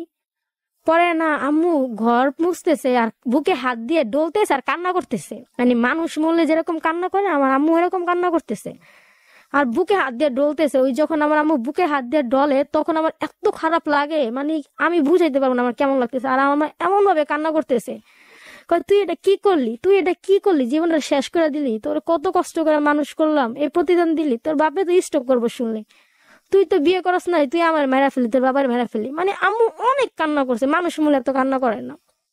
যাই হোক, প্রায় 15 দিন পর ব্যাপারটা যখন স্বাভাবিক হয়, আম্মুর সাথে আমার হাজবেন্ডের সাথে কথা বলাই দিই। তো বলে যে আম্মুরে বিয়ের আগে মা বলতো, বিয়ের পরে আম্মুরে আন্টি বলে, যে আন্টি আসলে ও তো এরকম এরকম, ওরা আমি বলছি তোমার বিয়ে করে আমি কি খাওয়াবো, তো আমার বলছিল আপনি আমার বিয়েটা করেন, আমার সুখের জন্য হইলো, আমার বাবা মা আপনার পিছনে দাঁড়াবে। আসলে আমি তো এই জন্য ওকে বিয়েটা করছি, যদি ওর মাধ্যমে আমার লাইফটা আমি দাঁড়া করাইতে পারি। তখন আম্মু ডাইরেক্ট বলে যে নতুন বিয়ে করে তুমি আমার এই কথাটা বলতেছো, আমি তোমার কোন টাকা পয়সা দিতে পারবো না। তখন আমার হাজবেন্ড আবার ডাইরেক্ট বলে আপনার মেনে তাহলে আমি সংসার করব না। এটা হচ্ছে বিয়ের 15 দিনের মাথায় আমার বর আমার মাকে বলে তাহলে আপনার মেয়েকে নিয়ে আমি সংসার করব না। 1 মাসও হয় নাই, তখন ফোনে লাউড দেওয়া, কথা রেকর্ড না, কথা রেকর্ড হয় নাই, আমি শুই না কান্না করে দিই। তখন আম্মু আমার বলে ভালো হয়েছে, আমি খুশি হয়েছি, একা একা বিয়ে করছো না বাপ মার মনে কষ্ট দিয়া। যাক, উনি এখন বলে আমি তোমার ডিভোর্স দিয়ে দিই বাইশা, আমার বর আমারে বলতেছে এই কথাটা। এরকম আমাদের দেখা হইতেছে, কথা হইতেছে। তো একদিন উনি ঢাকায় আসবে, আমার বলতেছে আমি তো ঢাকায় আসতেছি 1 মাস 15 দিন পরে, আসলে আমি তোমার সাথে থাকতে চাই, মানে আমরা একান্ত সময় কাটতে চাই, তুমি কি করবা। আসলে আমি একটা কথা বলতে চাই, কিছু কিছু বাবা মা আছে সন্তানদের অনেক প্রেসার দেয়, মানে এইখান থেকে ওখানে যাইতে দেয় না। তার হয়তো বা কিছুটা প্রতিফলন আমার জীবনে পড়ছে, মানে আমার বাবা আমার এতটা, মানে আমার লাইফ আমি কোনোদিন 1 রাত ঘরের বাইরে থাকি নাই, এতটা প্রেসার দিত আমার বাবা আমারে, মানে ঘরের বাইরে থাকা যাবে না, সারাদিন থাকো, সন্ধ্যার পরে রাত্রে ঘরের বাইরে থাকা যাবে না। তখন আমি ওনার উপর জিদ করে আর কি, আমার বাবার উপর জিদ করে আমার হাজবেন্ডের সাথে একদিন, ও মানে বলতেছে আমি তোমার সাথে থাকবো, এরকম এরকম, আমার কাছে তো টাকা নাই, তুমি কিছু টাকার ব্যবস্থা করো। ওই দিন ওনাকে আমি 1500 টাকা দিই, মানে উনি আমার সাথে থাকবে হাজবেন্ড, উনি আমাকে কি দিবে, আমি ওনাকে 1500 টাকা দিই। আচ্ছা, তো এরকম আমরা একটা হোটেলে গিয়ে থাকি, আমি আর আমার হাজবেন্ড। তাও আমি যাইতাম না, আমি সন্ধ্যায় চলে আসতাম বাসায়। আমি বাবারে বলছি আমার একটু সমস্যা, এরকম এরকম একটু বেড়াইতে যাবো আমার ফ্রেন্ডদের সাথে, রাত্রে থাকা লাগো কলেজ থেকে, তখন আমি কলেজে পড়ি, কলেজ থেকে, মানে আমার বাবা আমার কিছুদিন থাকতে দিবে না, মানে 2 না উলট পালট হয়ে যাবে, রাত্রে থাকতে দিবে না। তখন ওনার উপর জিদ কইরা আমি আমার হাজবেন্ডের সাথে যাই, রাত্রে থাকি আর কি, না হলে আমি রাত্রে থাকতাম না হয়তো বা। তো আমি রাত্রে থাকি, ওই দিন যে থাকি আমরা, ওইটার টাকাটাও আমি দিই, 1500 টাকা খরচাটা আমি দিই। এরকম যদি কোথাও যাইতাম বা আমার হোটেলে গিয়ে যদি থাকতাম, উনি আমাকে বলে যে আসলে আমরা তো বিয়ে করছি, ইচ্ছা করে হাজবেন্ড ওয়াইফ একসাথে সময় কাটে একান্ত, মানে যতবার আজ পর্যন্ত যতবার ওনার সাথে আমি বাহিরে রয়েছি, 2 দিন 1 দিন যাই হোক, প্রত্যেকবার না আমি টাকা দিতাম, উনিও দিত, উনি যে দিত না তা না, মানে হয়তো 1000 1500 3000 টাকা খরচ ছিল, 1500 টাকা আমি দিতাম, 2000 টাকা আমি দিতাম, বাকি টাকাটা উনি দিত। কিন্তু আমার সাথে থাকা অবস্থায় ওনার মাকে উনি বলতো মা আমি এরকম অমুক জায়গায় আসছি, তমুক জায়গায় আসছি, মাকে আর কি বলতো না, মা আমি এরকম নারায়ণগঞ্জ আসছি, আমার এক বন্ধুর বাবা মারা গেছে, এখানে 41টা, এরকম এরকম। যাই হোক, উনি এরকম করে আমার সাথে দিন কাটাইতেছে 3 মাসের মাথায়, মানে ওই যে আমি বলছিলাম যে আপনি আমাকে বিয়ে করেন তাহলে আমার ফ্যামিলি আপনাকে দেখবে, এটা নিয়ে আমার সাথে ওনার সাথে বিশাল বড় একটা ঝগড়া হয়, অনেক বড়। তো উনি ঢাকায় আসে, আইসা প্রথম যেদিন বিয়ের পরে ঢাকায় আসে, যখন আমার আম্মুর জন্য অনেকগুলো সুপারি পান নারকেল নিয়ে আসে, আমারে বলে যে আমি বলছি কি খাবেন, আমি আর কি তেমন একটা ইয়া করি নাই, আমি বলে গরুর মাংস আর পোলাও রান্না করিস। তখন তুই করে বলে আমারে, আচ্ছা আম্মু গরুর মাংস আর পোলাও রান্না করছে, মেয়ের জামাই আসবে, আব্বু জানে না ব্যাপারটা, উনি দুপুর টাইমে আসছে, ওনারে পাশের ঘরে বসানো হয়েছে। তো আব্বু যখন ঘর থেকে বের হয়, মানে আব্বু বলতেছে ওই ঘরে কে, তখন আমি সাথে সাথে ওই রুমটায় তালা মেরা দিই যে রুমে আমার হাজবেন্ড ছিল, তালা মেরা দিই, কয় রুমে কে, কয় রুমে তো কেউ নাই, রুমে তালা দেওয়া। যাই হোক, আমার বাবাও চলে যায়, আমার মার সাথে আমার হাজবেন্ডের আর আমি, আমরা 3 জন কথা বলি রুমের ভিতরে বসে, উনি খাওয়া দাওয়া করতেছে। তো আমার বলে যে তুমি আসলে ওরা নিয়ে যাও, বিয়েটা তো একা একা করছো, আমি ওরা রাখতে পারবো না আর কি। আমার আম্মু শুনতে শুনি কি বলে, শুনতে চায়, বলে যে আমার ব্যবসা করতে 10 লাখ টাকা দেন। আমার হাজবেন্ড বলে আমাকে ব্যবসা করতে 10 লাখ টাকা দেন, তাহলে আমি আপনার মেয়েকে নিয়ে যাবো আমার সাথে। তখন ওই কথার পরিপ্রেক্ষিতে আমার আম্মু বলে যে আচ্ছা আমি তোমার 10 লাখ টাকাই দিব ব্যবসা করতে, কিন্তু আমার মেয়ের কাবিন তো 50,000 টাকা, তুমি আমার মেয়ের 5 লাখ টাকা কাবিন দিবা, 50,000 টাকা কাবিনের কোনো দাম নেই। তখন আমার হাজবেন্ড বললো আপনি আগে 10 লাখ টাকা দেন, আমি 5 লাখ টাকা কাবিন দিয়ে ওর সংসার করবো। যাই হোক, আমার আম্মু বলে যে না, তুমি যদি কাবিন বাড়াও তাহলে আমি 10 লাখ টাকা না, যা লাগে তোমাকে ব্যবসা করতে আমি দেখবো তোমার ভবিষ্যতের জন্য। তখন ওইখান থেকে এরকম কথাবার্তা হয়। আমার হাজবেন্ড চলে আসে, ঈশা আমার ফোনে বলতেছে তোর এনে আব্বাকে সংসার করা সম্ভব না, আমি তোর এই একটা আশায় বিয়ে করছিলাম যে হয়তো আমি দাঁড়াইতে পারবো, তো এনে আব্বাকে সংসার করা পসিবল না। তো উনি এই কথাটা বইলা, ওই যে আমাকে বলছিল বিয়ের আগে যে 1.5 বছরের ভিতরে কাউকে জানাইতে পারবো না, তো উনি এই কথাটা বইলা চইলা যায়। আমি করলাম কি, পিছন থেকে ওনার বড় ভাইয়ের বাসায় গিয়ে উঠলাম, ওনার যে বড় ভাই, যা বলতেছি ভাইয়া এরকম এরকম রাসেল তো আমার বিয়ে করছে, এখন আমার সাথে টাং ফাং করতেছে, আমার না সংসার উনি করতে চায় না। তখন উনি বিশ্বাস করেন না, কিসের বিয়ে করছে। আমি বলি বিশ্বাস না করলে আপনি ফোন দিয়ে জিজ্ঞেস করেন, উনি ঢাকায় আসছে আজকে আমাদের বাসায় দুপুরে এটা এটা দিয়ে খাওয়া দাওয়া করে এখন চলে যাচ্ছে। হাই রাসেল কই তুই? ভাইয়া আমি তো ঢাকায় আসছিলাম, দেশে যাই। কয় আচ্ছা রাখ। ওনাকে আর কিছু বলে নাই ফোনের ভিতরে বিয়ের ব্যাপার, আমারে বলে বিয়ের কাগজ নিয়ে আসো তুমি, বিশ্বাস করি না। তখন আমি আম্মুরে ফোন দিয়ে বলি মা এরকম এরকম আমার ব্যাগে কাগজটা আছে, কাগজটা নিয়ে ওনার বড় ভাইয়ের বাসায় একটু আসো, মিন্টু ভাইয়ের বাসায় আসো। তো কাগজ কুগজ দেখাই, আমার একটা বিয়ের স্লিপ দিছিল, স্লিপটা হচ্ছে ইন্দুরে নষ্ট করে ফেলে। পরে আমি এরকম দেখাই, কয় এটা তো কোনো নাই। পরে ফোনের কথার রেকর্ড শুনাই যে দেখেন আপনার ভাইয়ের সাথে যে আমি কথা বলছি। তখন উনি আমাকে একটা কথা বলছিল যে আমরা আসলে বিয়ে করছি হাজবেন্ড ওয়াইফ, একসাথে সময় কাটাতে ইচ্ছা করে, তাহলে আমি আইসা তোমার সাথে থাকবো। এই কথার রেকর্ডটাতে উনি আর কি শিওর হয় যে হ্যাঁ রাসেল বিয়ে করছে আমাকে। তো উনি ফোন দিয়ে গালাগালি করতেছে আর কি, এটার বাচ্চা ওইটার বাচ্চা বইলা, তুই কস বিয়ে করুম না হ্যান ত্যান। পরে বলে যে আমি তো বিয়ে করি নাই। কয় মেয়ের মা আমার কাছে আইসা বলতেছে, মানে আমি বলছি ভাইয়া বললেন না আমি এখানে আসি, মেয়ের মা আমার কাছে আইসা বলতেছে তুই বিয়ে করছ। কয় মেয়ের মারে ফোনটা দেন, আম্মুরে ফোন দিছে। কয় আমি কি আপনার মেয়েকে বিয়ে করছি? কয় হ্যাঁ করছো। কয় প্রমাণ কি? কয় কাবিনের কাগজ। কয় কাবিনের কাগজ দেখাও। তখন তো কাগজটা দেখাইতে পারেনি আমার আম্মু। কয় তুমি একটু আগে আমার বাসায় আসছো না? বলে হ্যাঁ আসছি। আমার বাসায় সেরা দাদা খাইছো? হ্যাঁ আমি আপনার বাসায় যাইতে পারি, আমরা এক অফিসে কাজ করি, ময়নার সাথে আমি এক অফিসে কাজ করি, আপনার বাসায় গিয়ে আমি খাওয়া দাওয়া করছি, কিন্তু আমি আপনার মেয়ের বিয়ে করি। সম্পূর্ণ অস্বীকার গেল। তখন পাশে থেকে আমি বইলা উঠি আপনি আমার বিয়ে করেন নাই, মিথ্যা কথা বলেন কেন? তখন আমার হাজবেন্ড চুপ হয়ে গেল, আর কোনো কথা বলে না, ফোনটা কাইটা দিল। তখন ওর বড় ভাই ওর এক মামাতো বাইরে ফোন দিয়া বাসায় আনায় যে দিদার একটু আমাদের বাসায় এরকম এরকম রাসেলে বিয়ে করছে। দিদার ভাই আর বিশ্বাস করতেছে না। পরে ভাইয়া আসে, 15 মিনিট পরে আমার হাজবেন্ড আমার ফোন দেয়, কই তুই? আমি বললাম আমি বাসায় চলে আসছি, কিন্তু তখন আমি ওর বড় ভাইয়ের বাসায় বসা। বলতেছে যে আমি কি যেন বলতেছিলাম, আমি এখন ওনার বড় ভাইয়ের বাসায় বসা। পরে আমি বাসায় চলে আসছি, কিন্তু তখন ওনার বড় ভাইয়ের বাসায় বসা আমি। তখন উনি আমাকে ফোন দেয়, উনি মনে করছে আমি বাহিরে, উনি আমাকে বকতেছে খারাপ খারাপ বাসায়। তোরে বলছি বিয়ের 1.5 বছরের মাথায় কাউরে জানাইতে না, তুই 1.5 বছরের ভিতরে জানাই দিস, তো আমি সংসার করবো না। এটা আবার আমি লাউড দিয়ে ওর বড় ভাই আর ওর মামাতো ভাইয়ের শুনাইতেছি। পরে পাশে থেকে আমার থেকে ফোনটা থাবা দিয়ে ওর মামাতো ভাই নিয়ে নাই, এই বকাবকি খারাপ বাসা, এটার বাচ্চা ওইটার বাচ্চা, তোর বড় ভাই এমনি বিয়ে করছে, তুই এমনি বিয়ে করছো, তখন আশা যেটি আশা করি। যাই হোক শিওর হয়ে গেছে যে আমরা বিয়েটা করছি। এখন ওর বড় ভাই সাথে সাথে, আর আমার হাজবেন্ড তো আমার বকতেই আছে, কোনো নাই, বকার কোনো শেষ নাই। এর আগে কখনো আমার বকে নাই, ও এমনি একটা থাপ্পড় দিছিল, একটা লাথি দিছিল, এই ওর আল্লাহ বকা কারে বলে। আমার এত খারাপ ভাষায় বকতেছে, আমি সব ওনার ভাইদেরকে শুনাইতেছি। তখন আমি রাগের মাথায় বললাম আপনার বাবারে ফোন দিয়ে বলেন, না আপনার বাসা থেকে আমি বের হবো না। তখন বড় ভাইয়া ফোন দিয়ে আমার শ্বশুরকে বলে, তোমার শ্বশুর বলে আমি তো মেয়েটার কথা আগে শুনছি, ওর সাথে এরকম এরকম সম্পর্ক, বিয়ে করছে, এটা আমি বিশ্বাস করি না। যাই হোক, পরে বলে মেরে বলো বিয়ের কাবিন নামার কাগজটা ইমেলে বা ফ্যাক্স করে পাঠাইতে। আমার শ্বশুর তখন বরিশাল। তখন বলে আমি নিজে দেখতাছি, তুমি কি ইমেল দেখবা? আমি কি মিথ্যা দেখতাছি? ওদের একসাথে ছবি, আমাদের একসাথে কিছু ছবি ছিল, যখন আমরা একসাথে ছিলাম বিছানায়, তখন ওকার ছবি, মানে খারাপ না তেমন, মানে বুঝা যায় একসাথে আছি। তখন ভাইয়া বলতেছে যেরকম আমি ছবি দেখতেছি, তুমি কি করো? পরে যাই হোক কাবিন নামার কাগজ আমার শ্বশুরে ফ্যাক্স করে পাঠাইতে বলে, আমি পাঠাই নাই, ওনারও শির হয়ে গেছে। আর আমার শ্বশুর ফোন দিয়ে আমার হাজবেন্ডে খারাপ খারাপ, মানে জানি না বকছে কিনা। যাই হোক সবাই একটা পর্যায়ে জানাজানি হয়ে গেল যে আমার বিয়ে হয়েছে রাসেলের সাথে। কাবিন কত? 50,000 টাকা। এখন আমার হাজবেন্ড দেশে গেছে, ওরা নাকি বাসা থেকে বের করে দিছে, আমি তো জানি না, এটা ওনার কথা, বের করে দিছে। ওনার নাকি মানি ব্যাগটা ওনার মা রাইখা দিছে, এটা আমি আসলে দেখি নাই, আমি জানিও না। উনি আমাকে যেটা বলছে আমি অতটুকুই জানি যে আমার মা আমার মানি ব্যাগ রাইখা আমার বের করে দিছে, আজকে তোর লেগে আমার রাস্তায় রাস্তায় ঘুরতে হয়, আর তুই কি করবি? যাই হোক, উনি নাকি 2 রাত বাহিরে ছিল একটা সময়। ওনার মানে আমি ওনার সাথে কথা বলতেছি, উনি বাসায় আসছে, ওনার ঘরে গেছে আর কি। 2-3 দিন পর যখন ব্যাপারটা স্বাভাবিক হয়েছে, উনি ঘরে গেছে, আমি ওনার সাথে কথা বলতেছি, তখন আমার বলে আমার মা তোর সাথে কথা বলবে।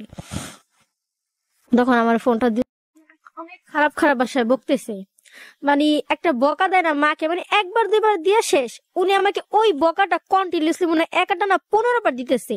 ওই একটা বকা একটা না 15 বার দেওয়াতে না ওই মুহূর্তে আমার মানে মাথাটা হ্যাং হয়ে যায়, আমি কি করবো বুঝতে পারি না। তখন আমি রাগের মাথায় আর কি, উনি আমাকে ওই বকাটা দেওয়ার পরে বলতেছে যে কোরআন শরীফ না কসম করছে আমি তোর ডিভোর্স দিব। তখন আমি রাগের মাথায় ওই দিনই লঞ্চে উঠি বরিশাল যাওয়ার জন্য ওনাদের দেশে। ওই দিন আমি লঞ্চ উঠে যাই, আমি একা একা বরিশাল চলে যাই। কিন্তু আমার শাশুড়ি আমাকে বলছিল তুমি 6 মাস অপেক্ষা করো, এখানে আমার একটা অন্যায় হয়ে যায়, আমার অপেক্ষা করাটা উচিত ছিল। কিন্তু যাই হোক, আমি বরিশাল হয়তো বা যেতাম না, উনি যদি আমার মাকে বকাটা একটা না 10-15 বার না দিত, বা উনি যদি কোরআন শরীফ না কসমটা নাই করতো। আমি চিন্তা করলাম কোরআন শরীফটা নিয়ে কসম কাটছে, হয়তো আমাকে সত্যি ডিভোর্স দিয়ে দিবে। এই জন্য আমি আর 6 মাস ওয়েট না করে ওই দিনই বিয়ের 3 মাসের মাথায় জানুয়ারি মাসের 26 বা 27 তারিখে, শুক্রবার এতটুকু মনে আছে, বৃহস্পতিবার রাত্রে লঞ্চে উঠি। ওই দিন রাত্রে আমি লঞ্চ উঠি একা একা, লঞ্চ উঠা যাই। যাক, ভোর 4টা বাজে গিয়া আমার এর আগে উনি যখন দেশে থাকতো আমাকে ভিডিও কলটা দেখাইছে আর কি, যে এটা আমাদের বাড়ি, এটা আমাদের রাস্তা। বা উনি যখন দেশে যাইতো আমাকে লঞ্চে দেখাইতো যে এই লঞ্চে করে আমরা দেশে যাই। তো আমি ওই পরিপ্রেক্ষিতে ওনাদের দেশে যাওয়ার জন্য লঞ্চে উঠা যাই। তো আমি তখন ওনার আপন ভাবিকে ফোন দিলাম, দিয়া বললাম ভাবি কোন লঞ্চে উঠবো। তখন উনি আমাকে বলে যে এরকম লঞ্চ এরকম জায়গায়, এই হাটে, তুমি মৃদার হাট নাকি একটা নাম বললো, অনেকগুলো ঘাটের নাম আছে তো এরকম বললো। তো আমার 4টা বাজে আমি গিয়া পৌঁছাই, ঘাটে নামি। তখন 4টা বাজ, দেশ অন্ধকার, শীতের দিন। তখন আমি অন্ধকারে না বাঁশবাগানের ভিতরে চলে যাই। তখন ফোনের লাইট জ্বালায় দেখি চারিদিকে শুধু বাঁশ আর বাঁশ। মানে ওই মুহূর্তে আমার পরানো একটা ভয় ঢুকে গেল, ভূত পেতনির ভয় না, মানে আমি ভাবতেছি 4টা বাজে, এত রাত, আমি মনে হয় আর জীবন আমার বাবা মার মুখ দেখতে পারবো না, যদি কি আমার হাত টানতে নিয়ে যায় এদিক ওদিক। এটা ভাবতেছি আমি।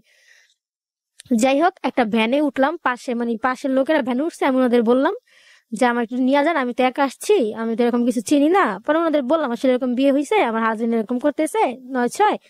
তো ওনারা আমাদের বলে কোথায় যাবেন, বললাম তালুকদার বাড়ি, মানে নাম করা লঞ্চ থেকে নাইমা বললেই হয়েছে, কানারও যদি বলি উনি দেখাই দিয়ে ওদের বাড়িটা তালুকদার বাড়ি। তো যাই হোক, 200 টাকা ভাড়া নিল আমার কাছ থেকে ভ্যানে। তালুকদার বাড়ির সামনে আমাকে নামাই দিল। তো দাদার নাম ছিল জমশেন তালুকদার, মানে ওইখানে বড় করে লেখা ছিল জমশেন তালুকদার। আমার হাজবেন্ডের মানে জায়গার উপরে, ওদের নিজস্ব জায়গার উপরে স্কুল, কলেজ, মাদ্রাসা, ভার্সিটি সব ওদের জায়গার উপরে আর কি, বরিশাল মুলাদি। মানে বললেই হবে মাদ্রাসার বাজার যাবো, চরকালেখা, সবাই দেখা দিব। তো আমি বললাম তালুকদার বাড়ি, আমার আর কোনো অসুবিধা হলো না। আমি ঘাটে নাইমা শুধু ভ্যানুইটা বলছি আমি তালুকদার বাড়ি যাব, পরে আমাকে ওনার বাড়ির একটু দূরে নামাই দিল। যখন আমি দেখলাম স্কুলের সামনে বড় করে ওর দাদার নাম লেখা আছে জমশেন তালুকদার, তখন আমি শিওর হইলাম যে না, শ্বশুর বাড়ি।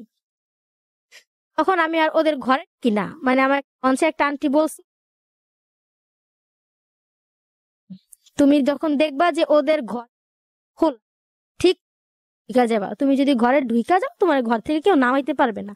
সো আমি আর ওদের ঘরে ঢুকি না, আমি পাশের বাসায় গিয়ে মানে বসার আগে আমি ওর চাচাতো ভাইকে জিজ্ঞেস করি যে আসলে রাসেলদের বাড়ি কোনটা। মানে ওদের বাড়িটা আমি চিনতেছি, তবে আমি জানতাম ওদের এলাকায় শুধু ওদের পাকা করা বিল্ডিং আর সবার বিল্ডিং না। তখন আমি দেখতেছি মানে ওদের বাপ চাচা সবাদেরই বিল্ডিং বাড়ি, এই জন্য আমি এটাকে কনফিউশনে পড়ে যাই আসলে ও কোনটা ওদের বাড়ি। তবে আমি যে বাড়িটা আন্দাজ করছি সেটা ওদের বাড়ি ছিল। ওর চাচাতো ভাইকে জিজ্ঞেস করি রাসেলদের বাড়ি কোনটা, রাহুলদের বাড়ি কোনটা। এটা বললেই বললো যে এটা ওদের বাড়ি। তখন আমি পাশের বাসায় গিয়ে বসি যে একটু সকাল হোক, ঘরে গেট খুললাম, ঘরে ঢুকে গেলাম, আর কেউ নামাইতে পারবে না ঘর থেকে। পাশের বাসায় গিয়ে বসি। ওই ছেলেটা করলো কি, আমার হাজবেন্ডের ফোন দিয়ে বলে কিরে বিয়ে করছো, তোর বউ আইছে না রাহুলের বউ আইছে দেশে। তখন আমার হাজবেন্ড মানে ওর মনে কামড় দেওয়া উঠলো যে বিয়ে তো আমিই করছি, আমার বউই আসছে। তখন ভোরবেলা আমার হাজবেন্ড একটা লাইট নিয়ে আমার খুঁজতে বেরিয়েছে। ওই বাসায় গেল, ওই বাসায় গিয়া বলে ভাবি আপনার বাসায় কেউ আসছে, বলেন না। আমি আন্টির বললাম সবাই আপুরে বউ, নতুন বউ। বলেন না। আমি বলছি বইলেন না, বলেন না, বলে আপনাদের ঘরের লাইটটা জ্বালান। তখন লাইট জ্বালানোর আগে আমি বললাম লাইট জ্বালানো তো আমি ধরা খেয়ে যাবো, তখন আমি বইলা উঠি যে আমি আসছি। আমি ওনারা এটা বলে দিই যে আমি আসছি। আপনার সাথে আমার গত রাত্রে কথা হইলো, আপনি বললেন আপনি ঢাকায়, এখন আপনি দেশে কি হবে। তো যাই হোক, আমার হাজবেন্ড আমার বলতেছে তুই আসলি কেন। আমি বলছি না, 9-6 কেন করছেন, অস্বীকার কেন করছেন, কোরআন শরীফ না কেন কসম কাটছেন, বিয়ে করছেন সংসার করবেন না কেন। পরে যাই হোক এরকম আমার হাজবেন্ড আমার বলে আচ্ছা তুই আইসা পড়ছো তাহলে তুই আমার ঘরে চল। ও আমার এটা বলছে। তো আমি বলছি যে না আমি এখন ঘরে যাব না, আমার কথা হয়েছে লোকজন উঠবে তখন ঘরে যাবে, এখন ঘরে গেলে যে আমার নেওয়াইরা ফেলান আপনারা। তখন আমি যখন ওনার ঘরে যাইতে অস্বীকার করলাম যে না আমি আপনার ঘরে যাব না, তখন উনি মানে মানে 1 ফিট দূরত্ব থেকে আইসা আমারে একটা লাথি দিল আমার এই পাশে। তা আমি পইরা গেলাম, যাদের বাসা তাদের বেড়ার উপরে পইরা গেলাম। উনি আমার টাইনা উঠে বলতেছে মারতেছেন কেন, আপনি বিয়ে না করলেও তো ও কেন ওর বাবারও ক্ষমতা দেন আপনার দেশে এসে বউ পরিচয় চাই আপনার বলতে স্বামীর পরিচয়, বিয়ে করছেন দেখে তো আসছে। যাই হোক আমার একটা লাথি দিল আর একটা থাপ্পড় দিল আমার হাজবেন্ড, অনেক জোরে লাথি দিল, আমার উইরা এসে লাথিটা দিছে, আমি পইরা গেছি, টাইনা উঠাইছে। পরে আমি ওনার সাথে যাই, উনি আমার আর ঘরে নেয় না, আমি ঘরে যেতে অস্বীকার করলাম যে হয়তো আমার নিয়ে মারধর করবে, এত ভোরবেলা কেউ না দেখলে। তখন আমার শাশুড়িকে আমার হাজবেন্ড ফোন দিল, মা ও তো চলে আসছে। তখন আমার শাশুড়ি কি বললো আমি জানি না, আমার হাজবেন্ড আমারে নিয়া আমি আমার হাজবেন্ড ঘাটে গেলাম। আমার শাশুড়ি আসছে, আমার শাশুড়ি আমি সালাম দিলাম। যাই হোক উনি আমার হাত ধরে নিয়ে, আমার নৌকায় ভয় ছিল, উনি আমার হাত ধরে নিয়ে ট্রলারে বসাইলো, অনেক দূরে প্রায় আধা ঘন্টার একটা রাস্তা, অনেক দূরের একটা বাসায় আমার নিয়ে গেল আমার হাজবেন্ড আর আমার শাশুড়ি। মানে ওনাদের নাকি একটা আত্মীয়, এতটুকু আমি জানি। যাই হোক ওনাদের বাসায় আমার নিয়ে গেল, নিয়ে যায় ভালো কথা। এখন আমার ভাবি ফোন দিছে আর কি, ঢাকা থেকে একটা ভাবি আমার ফোন দিছে যে কিরে ময়না তুই কই। আমি ভাবি আমি তো বরিশাল আসছি, এরকম এরকম কহা, এরা তো আমি জানি তুই বরিশাল গেছো, লঞ্চে বসে আমার তুই দেখাইলি, যাওয়ার আগে তো আমার আর বললি না তুই যাবি। যাই হোক পরে আমার হাজবেন্ড বলতেছে তোর কে ফোন দিছে। তখন আমি চিন্তা করলাম আমি যখন এই ব্যক্তিটার নাম বলি যেহেতু ওর আত্মীয়, ব্যক্তিরা ফাইসা যাবে। তখন আমি আমি আর বলি না ভাবি ফোন দিছে, আমি বলি ফোন দিছে একজন। উনি আমাকে 3-4 বার জিজ্ঞেস করে কে ফোন দিছে। তখন আমি ওনার কাছে স্বীকার যাই না, স্বীকার না যাওয়ার কারণে উনি জিদ দিয়ে সামনে থেকে আইসা আমার মুখের উপর একটা লাঠি দিল, নাক মুখের উপর অনেক জোরে লাথি দিল। মানে উনি তো ভালোই স্বাস্থ্য সুস্থ, অনেক উঁচা লম্বা, 5 ফিট 8, উঁচা লম্বা, 70-80 কেজি ওয়েট, স্মার্ট আছে, আমার হাজবেন্ড দেখতে স্মার্ট। যাই হোক মানে আমার সাথে সাথে নাক থেকে ব্লিডিং, আমার অনেক আগের প্রবলেম, নাকে মুখে ব্লিডিং হয় আমার অতিরিক্ত মানে প্রেশারের কারণে। তখন আমার শাশুড়ি দূর থেকে আইসা ওরা একটা থাপ্পড় দিল পিঠের উপর, দিয়ে একটা বকা দিছে, দিয়া বলতেছে তুই যদি বিয়ে না করতি হয়তো এবার আইতে পারতো না, বিয়ে করে পরের মেয়ে কেন মানুষ, একটা থাপ্পড় দিছে। যাই হোক আমার হাজবেন্ড নাক মুখ আমার ফুইলা গেলো, এত জোরে একটা লাথি দিছে।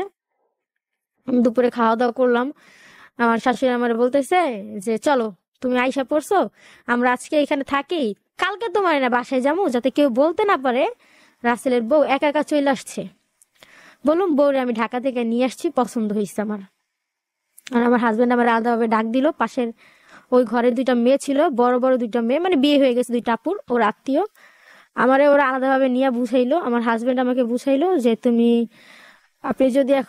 তুই যদি এখন যাস তোরে ফালায় রেখে আমি ঢাকায় চলে যাবো, তোরে আমি 1 বছর পরে উঠে আনো আমার বাসায়, তুই এবার ঢাকায় যাবি। আমার মায়ের তোরে বললে তুই বলবি আমি ঢাকায় চলে যাবো, আমি আপনার সাথে যাব না। মানে আমার ব্রেন ওয়াশ করলো। তখন ভালোবাসা জ্বালায় তো চোখে দেখতাম না, অতিরিক্ত ভালোবাসতাম। আমি বললাম আচ্ছা ঠিক আছে, আমি চিন্তা করলাম ওনার জন্য আসছি, ভালোবেসে এত দূর করলাম এত কিছু, তাহলে একটা কাজ করে ওনার কথাটা শুনি, 1 বছর পর যদি আমার আনে আমি ঢাকা চলে যাই। কিন্তু আমার সাথে শাশুড়ি আমার যথেষ্ট পরিমাণ বললো যে চল চল চল, আমি ওনার সাথে যাইতে রাজি হই না। আবার এদিকে ওনারাই আমার পাশে না বুঝাইতেছে মেয়ে মানুষের জীবনে কত কিছু হয় না, মেয়ে মানুষ ভুইলা যায় না, তুই আমার পোলার ভুইলা যাবি, সমস্যা কি। মানে উনি কৌশলে আর কি আমারে বলতেছে ডিভোর্স দিতে আমার হাজবেন্ডে। পর আমি বলছি মেয়ে মানুষের জীবনে অনেক কিছু হয়, এখন আমার জীবনে এমন কিছু হয়তো এমন তো কোনো মানে না, আপনার ছেলে যদি আমার বিয়ে না করতো আমি তো বিয়ে করতে পারতাম না জোর করে। পরে যাই হোক উনি আমার যথেষ্ট পরিমাণ বুঝাইছে যে এরকম অনেক মেয়ের জীবনে হয়, এটা কর ওইটা কর, আমি তোরে বলি না ডিভোর্স দিতে, কিন্তু তুই সুখ হবি না, কিন্তু আমি রাজি হই না। তারপর আমার শাশুড়ি আমার ঘরে যাওয়ার জন্য জোর করে, কিন্তু আমি আমার হাজবেন্ডের কথা জের ধরে আমি বলি যে না আন্টি আমি যাব না, আমি ঢাকায় চলে যাবো, আপনি যাই আমার আই নেন। তখন আমার শ্বশুর বলে আমি আসতেছি, এরকম একটা লোক নিয়ে আসতেছি, বউ নিয়ে যাবো। পরে যাই হোক আমার হাজবেন্ড আমার বলতেছে, রাসেল বলতেছে যে তুই যাইস না, আমি তোর ফালা রেখা চলে যাবো, 1 বছর পরে তোরে আমি নিয়ে আসুম। তখন ঠিক আছে আমি ওনার কথাই শুনলাম, ওনার কথা শুই না রইলাম ওই দিন রাত্রে। এখন আমার বাবা তো ওই দিন জানতে পারছে যে আমি বরিশাল, মানে বাবা জানছিল বিয়ের কয়েকদিন পরে বাবা জানা গেছে আমি বিয়ে করছি, কিন্তু বাবার কাছে আমি বলেছিলাম অন্য একটা লোক দিয়ে, বাবা আমাকে সরাসরি কিছু জিজ্ঞেস করে নাই। বাবা আর কি গোয়েন্দার মতন গোপনে খবর নিতেছে ব্যাপারটা আদৌ সত্যি না মিথ্যা। পরে রাত্রে আমার বাবার ফোন দিছে আমার হাজবেন্ড, ওনারা কি করলো আমার রাইখা ইয়া করছে, মানে আমি দেশে যাইতাম না, মূলত দেশে যাওয়ার কারণ ছিল বিয়ের পরে আমি কনসিভ করছিলাম আবার একবার। তো এটা যাই না, উনি আমার কসম টসম দিছে, আমি দেশে গেছি। তো ওনারা সবাই মিলা না মানে নিজেরা নিজেরা বুদ্ধি করছে আমার আল্ট্রাসাউন্ড করাবে, এটা তো আমি জানি না। যাই হোক, রাত্রে সবাই মিলা কোথায় যেন বুদ্ধি করে গেল, উনি মানে সবাই গেছে ওই বাসায়, শুধু মুরব্বী আন্টিরা ছাড়া আর আমি ছাড়া, ওনারা সবাই আমারে নিয়ে আমারে রাইখা কোথায় যেন গেছে। প্রায় 2-3 ঘন্টা ওনারা আসেন, আমি না ঘুমায় গেছি গা, দেশে বাড়ি তো টিভি টিভি কিছু নাই, মশার কামড় খাতা গাইতে আমি ঘুমায় গেছি শীতের ভিতরে। এখন ঘুম ভাঙছে 2-3 ঘন্টা পর, আমি শুনতেছি ফোনে চিল্লাচিল্লি, কিন্তু আমি আর চোখ খুলি না, আমি শুনতেছি। তখন ঘুম ভাঙার পরও ঘুমের ভান ধরে আমি শুনতেছি আমার বাবার সাথে আমার শাশুড়ি ওনারা কথা বলতেছে। যাই হোক, ওনারা আমারে বলতেছে এরকম এরকম, ওনারা আর কি বলা বলি করতেছে কি কি যেন ওষুধ আনছে বক্কর চক্কর। যাই হোক, পরে আমি বাইরে যা বলি, আমার বাবারে ফোন দিছেন কেন, আমি এভাবে কথাটা খারাপ ভাবে বলি, মানে বকা না, মানে চিল্লায় উঠি, আমার বাবাকে কেন ফোন দিছেন আপনারা, আমার বাবাকে কে নিয়ে বিয়ে করছি আমি? পরে বলে আমার মানে কি নিয়ে বিয়ে করছি, তুই আমার দেশে আসছো? তো আমি বলি আমি তো আপনার কাছে আসছি, আপনার আমার শ্বশুর বাড়ি, আপনার বাবা মার তো আমি আপনার কাছে আসছি। পরে যাই হোক, আমার শাশুড়ি আমার বুঝাইতেছে যে আমি তোমার যে আনো, মানে এরকম অনেক কথা কাটাকাটি হইতেছে না, আমি ওইখানে রাগের মাস, মানে আমি ওইখানে বসে আছি ঠেড়া লাগায়, যে আমি এইখান থেকে আমি আর ঘরে যাবো না, আমি এইখান থেকে এই রাত্রে ঢাকা চলে যাব, আমার যদি কিছু হয়ে যায় সম্পূর্ণ দায় আপনাদের, আপনার ছেলের জন্য এখানে আমি আসছি, আপনি সবকিছু জানতেন, বিয়ের আগে আমাদের ভিতরে শারীরিক মেলামেশা ছিল, আপনি মা হিসাবে কিছু বলেন নাই, আমি একটা মেয়ে, মায়ের জাত আমরা, আপনি আমার পক্ষ না নিয়ে আপনি আপনার ছেলের টানটাই টানছেন, কারণ কি ওনারে পেটে ধরছেন তাই, আমি পরের মেয়ে, মা তো মায়ের জাত তো, এরকম ওনার সাথে আমি একটু রাব বলতে চিল্লাপাল্লা করি, খারাপ ভাষা না। তখন ওই ঘরের লোক এসে আমার বুঝাইতেছে যে চিল্লাপাল্লা করি না, গ্রামের এলাকা আমাদের বদনাম হয়ে যাবে। পরে আমি ওইখানে এখন বসে আছি ঘাপটি মেনে, আমি এখান থেকে যাবো না, আমার বাবার কাছে ফোন দিছে, এবার অত্যাচার আমার মার উপরে পড়বো, আমার মারে আমার বাবা মারধর করবো। আমার বাবা অনেক রাগী একটা মানুষ ছিল, যে আমি এটা চিন্তা করতেছি এখন আমার মার উপর অত্যাচার, আমার আম্মারে মারধর করবে, আর আমি এখন আজকে ঢাকায় চলে যাবো এইখান থেকে বসা অবস্থায়। এখন আমার হাজবেন্ড আমার শাশুড়ির সামনে এসে আমার জড়ায় ধরছে, ওই দেশে সবার সামনে জড়াই ধরে তুই ঘরে চল, আমার বুঝে যাচ্ছে শোনা তুই ঘরে চল, ঘরে চল, আমাকে মান সম্মান আছে। তো যাই হোক, এরকম উনি আমার জড়ায় ধরে উনি ঘরে নিয়ে যাইতেছে, মানে আমি আমার সাথে পারতেছি না, তো এই জন্য আর কি জাপটা ধরে আমার ঘরে নিয়ে যাইতেছে। আমি যাইতেছি না ওনার সাথে, যে না আমার মার উপর অত্যাচার, আমি আজকে ঢাকায় যাবো। এখন আমি ওনার কথা শুনি না দেখা উনি আমার 2টা ঘুষি দিছে মাথার ভিতরে, 2টা ঘুষি দিছে, একটা থাপ্পড় দিচ্ছে, দিয়ে একটা খারাপ বকা দিছে, দিয়া বলতেছে ঘরে চল। মানে তখন আমার মারধর করছে, বলতে আমার শাশুড়ি আমার গায়ে কখনো হাত দেয় নাই, মিথ্যা কথা বলে লাভ নাই, আমার হাজবেন্ড আমার 2-3টা ঘুষি দিছে, একটা থাপ্পড় দিছে, নিয়ে আমার জোর করে ঘরে নিয়ে গেল। ঘরে নিয়ে যাওয়ার পরে যাই হোক খাওয়া দাওয়া করলাম আমরা, হ্যাঁ রাতে খাওয়া দাওয়া করছি, ওষুধ পানি দিল আমারে। সকালবেলা আমি ভোরবেলা ঘুম থেকে উঠছি। ও ও ভালো কথা, আমি মানে দেশে তো এই পাশে খাট থাকে, এই পাশে খাট থাকে, মাটির ঘর। আমার শাশুড়ি আমার হাজবেন্ড বলতেছে, আমার শাশুড়ি বিছনা করছে এই পাশে বিছনা করছে, পাশের ঘর আপুরা বলতেছে রাসেল আর ময়নার একসাথে দাও। তখন আমার শাশুড়ি বলতেছে এক লগে দিব কি লেগা, এক লগে দিব কি লেগা, এক লগে দেওয়া নয় আমার লগে ঘুমাইবো। পরে যাই হোক, তখন আমার লজ্জা লাগলো যে একসাথে ঘুমাম, আমি আর কিছু বলি না। আমার হাজবেন্ড বলে যে না আমি ওর সাথে ঘুমাবো না এখন, লজ্জার ব্যাপার ছিল না। যাই হোক কি হয়েছে আমি বুঝতে পারলাম না, আমি আমার শাশুড়ির সাথে ঘুমাই। ভোরবেলা আমি ঘুম থেকে উঠছি, উইঠা দেখি আমার শাশুড়ি পাশের রুমে ওই বাসায় রান্না বান্নার কাজে ব্যস্ত। উঠার সাথে সাথে উনি আমার পিছু নিছে, আমি টয়লেটে যাব ওয়াশরুমে, মানে প্রসাব করতে যাব, উনি ওইটা নিয়ে টেস্ট করবে আদৌ আমি সত্যি বলি না মিথ্যা বলি। তখন উনি একটা শিশি নিয়ে বললো এতে প্রসাব দিতে, আমি বলছি কেন, বলে লাগবে। তখন আমি বললাম না আমি প্রসাব দিলে যদি আমার জাদুটনা করেন বান মেরা মেরে ফেলান, আমি আবার এটা বললাম উল্টা পাল্টা কথা, কিন্তু রাখবে না, আমি দিব না।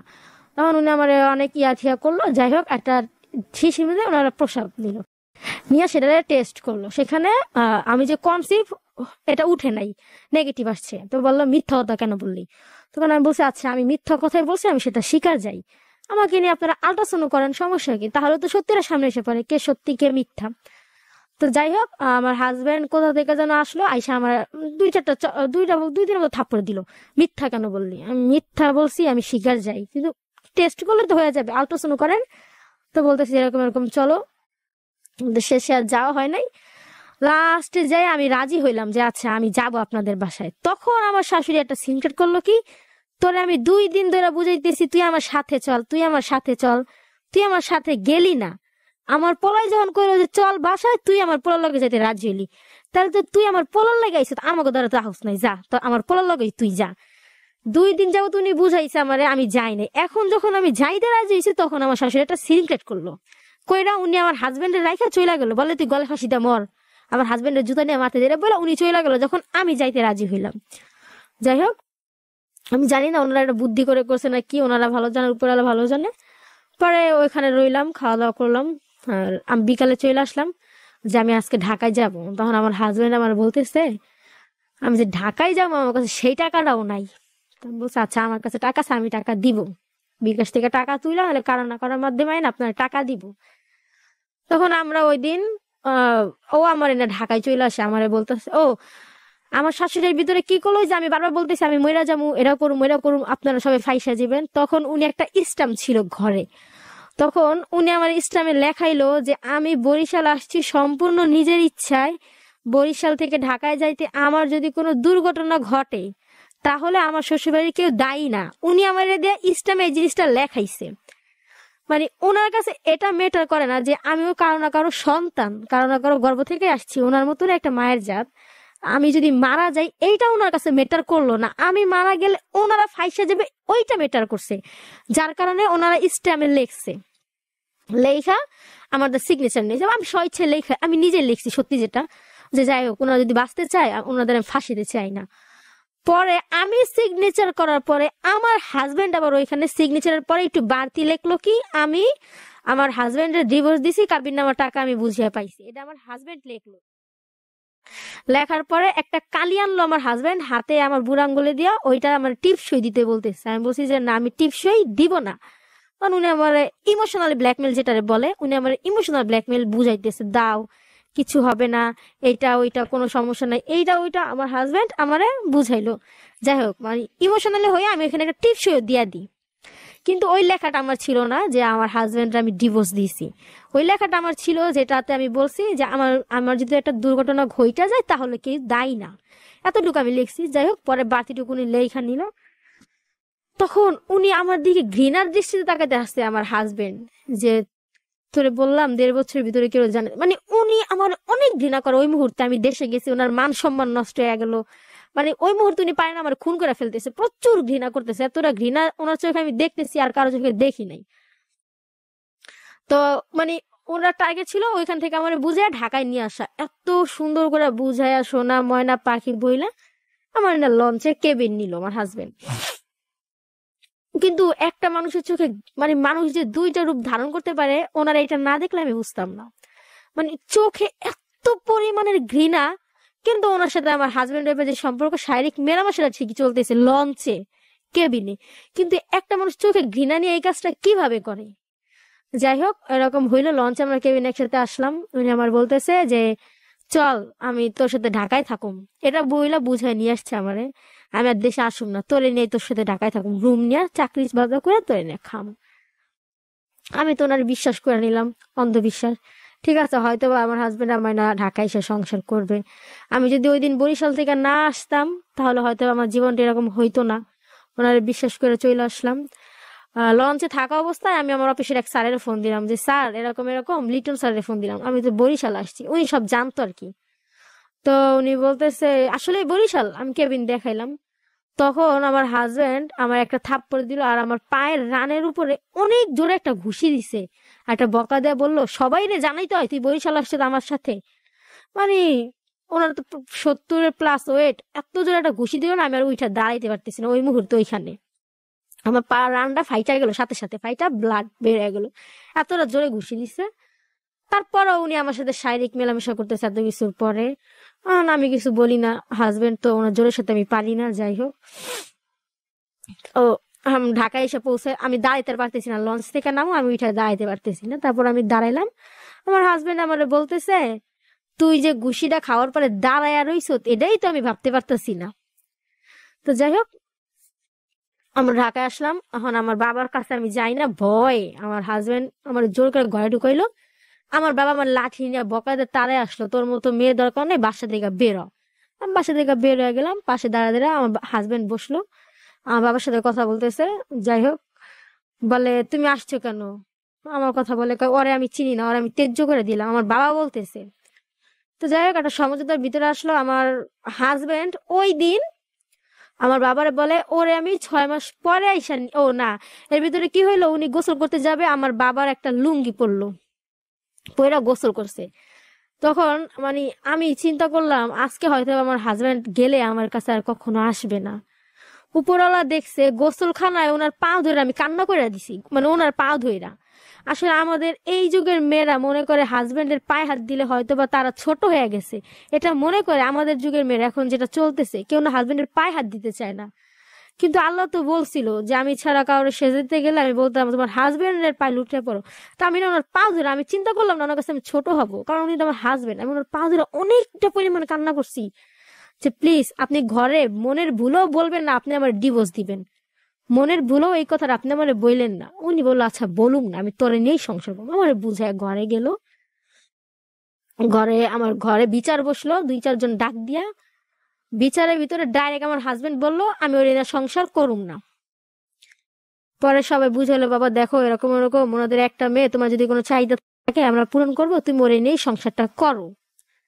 যাই হোক তখন ও এটা বললো আচ্ছা ঠিক আছে, আমি চিন্তা ভাবনা করে আমার 1 সপ্তাহ সময় দেন। ফেব্রুয়ারি মাসের কয় তারিখে জানি ডেটটা নিল, 3 তারিখে 1 সপ্তাহ সময় দেন। 1 সপ্তাহ সময় নিল। এখন আমার হাজবেন্ড ছিল যে ও বলে দিছে আমার না সংসার করবে না, 10 জনের ভিতরে আমার বলছে ওর আমি সংসার করুম না। ও আমার কথা শুনে নাই, ও 1.5 বছরের ভিতরে আমার ফ্যামিলিরে জানাই দিছে। যাই হোক তারপরে ও চলে যাবে, তখন ওরা আমি পাশের বাসায় নিয়ে গেলাম, একটু আসেন ভাবি আপনারে দেখবে। তখন তো ওনার চোখে অনেক ঘৃণা। তখন পাশের বাসায় গিয়া উনি দাঁড়ায় আছে, আমি ঘরের ভাবি ঘরে, আমি আর আমার হাজবেন্ড আর আমার আম্মু ছিল, আমি আম্মুরে ঘর থেকে বের করে দিই দিয়া আমি আমার হাজবেন্ড আর ওই পাশের ঘরের ভাবিটা আমি সিটকিনটা লাগাই দিলাম, দিয়া আমি ওনার পা ধরে ওইখানে বসে পড়লাম। আমার হাজবেন্ডের পাউডারের জড়া মানে এমন ভাবে ওনার পাও আমি জড়া ধরছি, ওনার যে পরনের প্যান্ট ওইটা খুইলা যাইতেছে, কিন্তু ওনার পাওটা আমি ছাড়তেছি না। পাউডার জড়া ধরে আমি প্রায় আধা ঘন্টা ওনার পাও জড়া ধরে কান্না করি যে দেখেন আপনি আমার ছাইরা যায়েন না, আপনি ছাইরা গেলে আমি পারি অন্য একটা জায়গায় বিয়ে করে আমার লাইফটা সেটেল করতে, কিন্তু না আমি আপনার ছাড়া থাকতে পারবো না, আমার না মানে আপনারই প্রয়োজন। মানে আমি যে কি কি বলছি মানে ওটা আমি বইলা বুঝে দেবো না, এতটা পরিমাণে কান্না করতেছি আমি, প্রায় আধা ঘন্টা ওনার পা ধরে আমি কান্না করলাম। লাস্টে উনি সেটা সহ্য করতে না পারে উনি বৈশা উনিও কান্না করে দিল। আমার হাজবেন্ড বলে যে আচ্ছা রাখ আমি দেখি কি করা যায়। তখন উনি আমার শাশুড়ির ফোন দিয়া উনিও কান্না করে দিল যে মা হয়তো আমার ছাড়া থাকতে পারবো না মা, আমি ওরে নিয়ে আইসা পড়ি। তখন আমার শাশুড়ি কি বললো জানি না, আমার হাজবেন্ড বললো আচ্ছা তুই থাক, তোর আমি 6 মাস পরে আইসা নিয়ে যাব। তো উনি দেশে চলে গেল, বাবা মার কাছ থেকে 1 সপ্তাহ সময় নিয়ে আসলো। 1 সপ্তাহ পরে সময় নেওয়ার পরে আবার 1 সপ্তাহ পরে ফেব্রুয়ারি মাসের 10 তারিখে উনি আমার বাসায় বসলো। এই যে 2021 সালের এই ফেব্রুয়ারি মাসের 10 তারিখে আমার বাসায় বসলো। হ্যাঁ আমি ওরে না সংসার করবো, আমার কিছু শর্ত আছে। কি শর্ত? শর্তগুলো হয়েছে এই, ও আমার অনুমতি ছাড়া ঘর থেকে বের হইতে পারবে না, ও 5 ওয়াক্ত নামাজ পড়বে এবং আমার ফ্যামিলির কারোর সাথে ও যোগাযোগ করতে পারবে না। এই কয়টা শর্ত দিছে, আর কোনো শর্ত দেয় নাই। যাই হোক এরকম গেল। ও আর 2 বছর সময় নিছি, 2 বছর পরে ওরে আমি উঠায় নিব। 2 বছর ওর কোনো খরচা মানে ওর কোনো ভর আমি নিব না, দায়বহর করব না ওর টাকা পয়সা। আমার ঘরের সবাই সেটা মাইনে নিল, ঠিক আছে 2 বছর আমার মেয়ের খাওয়ার পর দেওয়া লাগবে না, তোমার সব কথা শুনবে। এখন অনেক বুঝাইছে আমারে, আমার বাবা আমার অনেক বলতেছে মা দেখ রাসেল তোর সংসার করবো না, তুই রাসেলের ডিভোর্স দিয়া দে। তখন আমি আসলে একটা বেয়াদবি করি, আমার বাবার আমি বলি তুমি আমার মায়ের ডিভোর্স দিয়া দাও। এটা আমি আসলে বেয়াদবি করে ফেলছিলাম বাবার সাথে, কারণ ও তো আমার স্বামী, সংসার করি নাই কিন্তু স্বামী স্বামী করে নাচতেছি, মাথায় উঠাইছি স্বামীরে। পরে 2 বছরের সময় গেল, উনি আমার সাথে আমার ফোনটা হাতের ফোনটা উনি রাইখা দিছে, আমার বাবার কাছে দিয়া গেল। আমার ফোনের কিছু কথার রেকর্ড আছে, ডকুমেন্ট, ওই মেমোরিটা উনি নিয়ে গেল আমার হাজবেন্ড আমার কাছ থেকে। ওনার সাথে আমার কোনো যোগাযোগ নাই প্রায়, আমার মানে ওই দিন 13 দিন পরে ওনার সাথে আমার যোগাযোগ হয়। পাশের ঘরে সাথী আপার ফোনে উনি ফোন দেয়, দিয়ে আমার সাথে যোগাযোগ করলো। যাই হোক তারপর আস্তে আস্তে আমাদের ভিতরে আবার যোগাযোগটা হয়। আমি কারোর সাথে যোগাযোগ করি না, ওনার অনুমতি ছাড়া আমি ঘর থেকে বেরো হই না। এর ভিতরে উনি কি কাহিনী শুরু করলো, উনি আমার আশেপাশের লোকের নাম্বার নিয়ে গেছে, ফোন দেয় বলতেছে আমি ঘর থেকে বেরোলে ওনারা কেউ ফোন দেয় বইলা দেয়, আমি বাসায় কিছু না ঝগড়া করলে ওনাকে ফোন দিয়ে বইলা দেয়, আমি ঘরে বসে ফোনের সিম খুলে ওনারে ফোন দিয়ে পাশে লোক বইলা দেয়, কে বল আমি সঠিক জানি না। উনি আমার একদিন বলতেছে একটা দাদু আছে আমাদের এখানে, মাছ বিক্রি করে, ওনার বয়স 70 বছর প্রায়, দাড়ি ঠাড়ি আছে আমার দাদার বয়সী। উনি আমার বলে, এমন ভাবে বলে, কয় তুই তো ওই মাছের লগ ওই জায়গায় ধরা খাইছ, এমনি বললো। ওরা শুই না আমার মাথায় আকাশ ভেঙে পড়লো। একটা ইয়াং ছেলের সাথে একটা অপবাদ দিলে আমি মাইনা নিতাম। 70 বছর বয়স, ওনার সাথে আমি এটা করছি, বলে মাছালার সাথে তোর অবৈধ সম্পর্ক আছে। আমি কিছু বলি না। কদিন পরে ফোন দিয়ে বলে, এই তুই এটা করছো, তোর লাগে হ্যাঁ অবৈধ সম্পর্ক, তোর লাগে ওর অবৈধ সম্পর্ক, তুই এদিকে যাস, তুই হোটেলে, মানে অনেক খারাপ খারাপ আমার চরিত্র নিয়ে দাগ দিল। আমি কখনো বলি না, আমি শুধু একটা কথা বলছি, আমি সব করছি, আমি শিখে যাই, প্রমাণ দিলে আমি সব মাইনা নিব। যাই হোক, এরকম এরকম করতেছে। আমারে বলছিল যে তুই আমার আশেপাশে কারোর সাথে যোগাযোগ করবি না। তখন আমি বলছিলাম, আপনি আমার সাথে যোগাযোগ করেন, আমি আপনার আশেপাশের কারোর সাথে যোগাযোগ করব না। উনি একটা পর্যায়ে গিয়ে আমার সাথে যোগাযোগ বন্ধ করে দেয়। তখন আমি বাধ্য হই ওনার আশেপাশে কারো না কারোর সাথে যোগাযোগ করতে। তখন আমি ওনার বোনাইরে ফোন দিই, ওনার এরে ফোন দিই, এটা উনি নিতে পারলো না। আমি কেন ওনার অনুমতি ছাড়া ভাবির দোকানে যাই, আমি কেন ওনার অনুমতি ছাড়া এরে হ্যারে ফোন দেই, এইগুলো হচ্ছে আমার এখন, ওই যে এইগুলো কিছু করলে আমার ডিভোর্স দিবে। এখন আমার ডিভোর্স দেওয়ার প্রধান কারণ হচ্ছে আমি ওনার কথা শুনি না, আমি এটা করি ওইটা করি। একটা মেয়ের ডিভোর্স তো তখনই দেয় যখন মেয়েটা স্বামী রেখা কোনো কারোর সাথে অবৈধ সম্পর্ক করে, স্বামী রেখা কারো না কারোর কাছে যায়। কিন্তু আমার ভিতরে এইগুলো কোনো কিছু দেখাইতে পারবে না। উনি ডিভোর্স দেওয়ার কারণ হিসেবে একটা জিনিস দেখাইবো, আমার ওনার কথা শুনি নাই, আমি ওনার আশেপাশের লোকের সাথে যোগাযোগ করি, এরা হচ্ছে কারণ হিসেবে আমার দেখাইতেছে। যাই হোক, এর ভিতরে আমার কথা হইছে, উনি একটা দেশে একটা মারামারি করে উনি ঢাকায় আইসা পড়ে। ওনার মা উনারে বলছে 2 বছরের সময় নিছত, 2 বছর তুই ওর কাছে যাবি না, 2 বছর ওর দাঁড়ের সাথে কোনো মেলামেশা করবি না। উনি মারামারি করে ঢাকায় আইসা পড়ে। ঢাকায় আইসা উনি কন্টিনিউসলি, এই যে এই কিছুদিন আগের ঘটনা, এই 3-4 মাস আগের, কন্টিনিউসলি আমার মা কাজে যায়, বাবা কাজে যায়, উনি দৈনিক আমার বাসায় আসে, দৈনিক। মানে স্বামী স্ত্রী যে সম্পর্ক ওইটা আমাদের ভিতরে হয়, কিন্তু ব্যাপারটা ওনার ফ্যামিলির কারণে উনি জানায় না। আর আমি বললাম, আপনার মা এটা বললো কি হবে, উনি তো একটা মায়েরই যান। তখন উনি আমার একটা বকা দিল, দিয়া বললো আমার মা বলছে, তাতে কি হয়েছে, আমি তো তোর সাথে আসতেছি, তোর সাথে দেখা করতেছি, এইটা ওইটা। কিন্তু ওনার সাথে না আমার দৈনিক স্বামী স্ত্রীর সম্পর্কটা হইতেছে, আমার বাসায় আসতেছে, ওনার ফ্যামিলির কেউ জানতেছে না। তো এটা নিয়ে আমাদের পাশের ঘরের একটা লোকের সাথে আমার দিয়ে কথা তখন কি হয়, উনি আমাকে বলে যে তোর বাবা মা তো তোর স্বামীরে মাইনা নেয় নাই, তোর স্বামীরে তুই গোপনে বাসে আনোস কেন? তখন ওনার সাথে আমার বিশাল বড় একটা ঝগড়া হয়। আমি বলি, ও তো আমার স্বামী, ও তো আমার অবৈধ কেউ না। বিশাল বড় একটা ঝগড়া হয়, গল্লি সবাই যাই না যায়, ময়নার স্বামী ময়নার কাছে লুকায় লুকায় আসে। যারা না জানতো আমার বিয়ে হয়েছে তারাও যায় না গেলে আমার বিয়ে হয়েছে। কিন্তু আমাদের বিয়ের প্রায় 1.5 বছর চলতেছে, 1.5 বছরের ভিতরে উনি বলতে পারবে না উনি আমার 1 টাকার একটা সুতা দিছে এই 1.5 বছরের ভিতরে।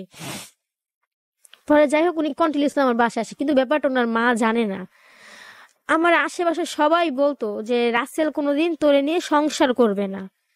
ইভেন আমার বাবাও বলতো, রাসেলও আমারে বলতো, মানে আমার হাজবেন্ড আমারে বলতো, আমি কোনোদিন তোর না সংসার করব না।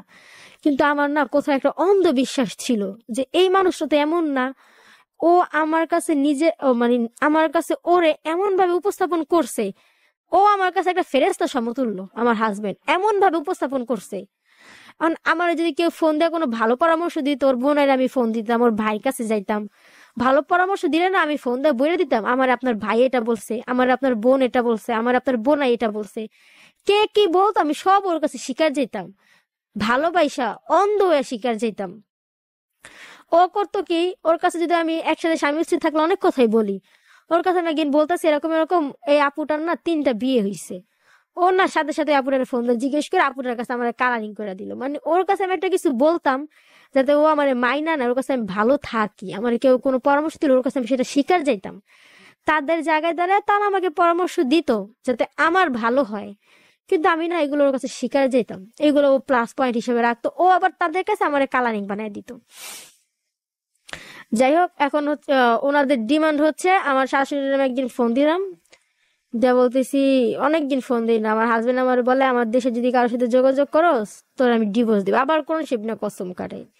তারপর আমি যোগাযোগ করি, উনি আমার সাথে যোগাযোগ না করলে আমি যোগাযোগ করি, আমার সাথে দেখা সাক্ষাৎ হয়। উনি ঢাকায় আসে, আইসা ওনার দিদার ভাই বাসায় উঠে, ওনার ফুফাতো ভাইয়ের বাসায় উঠে। ওই বাসায় আমার উনি রেগুলার নাই, মানে ওনার নিয়ত উনি আমার না সংসার করবেন। আচ্ছা ভালো কথা, আমি একটা মানুষের নিয়ে সংসার করবো না এটা তো আমার মনে আছে, জানি করব না। আমি জানি না সংসার করবো না, আমার তো কোনো অধিকার নেই তার জীবনটা নষ্ট করার। এখন আমার প্রশ্ন হইলো, আমার হাজবেন্ড আমার না সংসার করবেন, এটা হচ্ছে ওনার নিয়ত। তাহলে উনি যদি আমার না সংসার নাই করে, আমি তো জানি, তাহলে আমি কেন ওর কাছে যাব, কেন ওর প্রতি মায়া বাড়াবো, কেন ওর সাথে শারীরিক সম্পর্কে জড়াবো?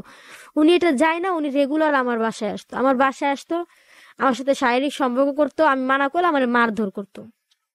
ওনার ভাইয়ের বাসায় আমার নিত, দিদার ভাই ফুফাতো ওনার জন্য মামাতো ভাই লাগে, ওনার বাসায় আমার নিত। আমি যাইতাম। একদিন এরকম এরকম আমার ফোন দিছে, মানে নিত কিসের জন্য, পুরুষ মানুষ তো, ওনার একটা জৈবিক চাহিদা ছিল, এই জন্য আমাকে নিত। একদিন আমার ফোনটা বলতেছে আয়। পরে আমার যাইতে 15-20 মিনিট লেট হয়েছে, আমাদের রাস্তাটা কাটা ছিল। পরে 15-20 মিনিট লেট হওয়াতে উনি আমাকে বলে বউবাজার থেকে বালুর মাঠ আসতে এতটুকু সময় লাগে। তো আর এতটুকু সময় লাগছে, 7 মিনিট সময় বেশি লাগছে কেন? এই 7 মিনিট তুই কার সাথে ছিলি? পরে আমি বলছি এরকম এরকম রাস্তা কাটা, আমি তো রিক্সায় করে আসছি ঢালে, বেরিবার ঢালের উপর উঠা। উনি গুইনা গুইনা আমার টাস টাস করে 5টা থাপ্পড় দিল। কারণ হিসেবে দেখাইলো এই 7 মিনিট আমি কোথায় ছিলাম, 7 মিনিট কেন আমার লেট হইলো। 5টা থাপ্পড় দিল, দিয়া লাঠি খুঁজতেছে আমার মারার জন্য আমার হাজবেন্ড। তাড়াতাড়ি ভাবির বাচ্চা দেখা নিল, দেখা আমার ভাবির বাচ্চা দেখা ভাবিরে যা বললো, ভাবি দৌড়া এসে বলতেছে রাসেল তুই যে পরের মেয়েটার বিয়ে করে না মারতাস, ওই না এলে তুই ওরে কেমনে মারতি, মানুষ কেন? যাই হোক 5টা থাপ্পড় দিল, এই পর্যন্ত শেষ। ওনার মা জানে না উনি আমার বাসায় আসে, আমার বাসায় এসে রেগুলার ওনার সাথে আমার দেখা সাক্ষাৎ যোগাযোগ আছে। তা আমি এর ভিতরে উনি ঢাকায় আসে, উনি আমার সবসময় বলতো যে তুই আমার আশেপাশে কারোর সাথে যোগাযোগ করিস না। আমি করতাম, যেটা সত্যি কথা, কারণ যেহেতু আমার কাবিনটা 50,000 টাকা। পরে এরকম আমি একদিন ওর চাচাতো ভাইয়ের সাথে যোগাযোগ করছি, আমি আরো ঘুরতে গেছি পার্কে, আমি আর আমার হাজবেন্ড, এই যে কিছুদিন আগে। তো আমার বলতেছে তুই তারেকের সাথে কথা বলছো? আমি বলি হ্যাঁ বলছি। এইটা বলার সাথে সাথে পার্কের ভিতরে তো হাজার হাজার মানুষ থাকে, একটা পার্কে বুদ্ধিজীবী ঘুরতে গেছি, পার্কের ভিতরে উনি জুতা দিয়ে আমার একটা বাড়ি দেয় আমার হাজবেন্ড। কেন? তারেকের সাথে আমি কথা বললাম, উনার চাচাতো ভাইয়ের সাথে, পার্কের ভিতরে আমার একটা জুতা দিয়ে বাড়ি দেয়। বাড়ি দেওয়ার পরে আমি ওনার সাথে আর কোনো কথা বললাম না, আমি বাসায় চলে আসলাম। যাই হোক এরকম করে চলতেছে। এখন আমার শাশুড়ির কাছে উনি উপস্থাপন করছে আমার হাজবেন্ড যে ওনারে আমি জোর করে বিয়ে করছি। মানে আমার শাশুড়ি আমার প্রতি সেকেন্ডে কথা শোনায়। আমি এখন আমার বাবার বাসায়, মানে বিয়ের পরে একদিন ওনার বাসায় ওই যে গেলাম যে বরিশাল, ওই 2 দিনই আমার শাশুড়ি আমার কথা শোনায় তুই তো আমার ছেলেরা জোর করে বিয়ে করছো ধইরা বাইন্দা। তখন আমি বললাম যে মা আমি যদি ধইরা বাইন্দা বিয়ে করি তাহলে তো আমি 50,000 টাকা কাবিন কখনোই দিতাম না। একটা পুরুষরা তো কোনোদিন জোর করে বিয়ে করা যায় না। আর একটা ছেলেরা যদি আমি আজকে জোর করে বিয়ে করি, ছেলেটার ভিতরে একটা জেদ কাজ করে যে ওই মেয়েটা আমার জোর করে বিয়ে করছে, আমি ওই মেয়েটা না সংসার করবো না, এতটুকু বুঝতে আমার ভিতরে আছে। এখন যেহেতু আমি সবকিছু বুঝি, তাহলে তো আমি 5 লাখ টাকা কাবিন দিতে পারতাম, তাড়াতাড়ি করবো, তাহলে তো আমি 5 লাখ টাকা কাবিন দিতে পারতাম। আপনার ছেলের আমি জোর করে বিয়ে করি নাই। বলেন না তুই আমার ছেলের দইরা বাইন্দা বিয়ে করছো। আমি বলি দইরা বাইন্দা বিয়ে করলে 5,000 টাকা কাবিন দিতাম। মানে ওনাদেরকে আমি এটা বুঝাইতে পারি না যে আসলে আমি দইরা বাইন্দা বিয়েটা করি নাই। তাহলে দইরা বাইন্দা বিয়ে করলে আমি কেন 50,000 টাকা কাবিন দিব? সবার কাছে আমার প্রশ্ন যে 50,000 টাকা আমি কেন দিব? আমি যদি দইরা বাইন্দা বিয়ে করি, সংসার করার জন্য তো বিয়ে করছি, তাহলে 5 লাখ টাকা কাবিন দিতাম যাতে আমাকে ছাইরা যেতে না পারে।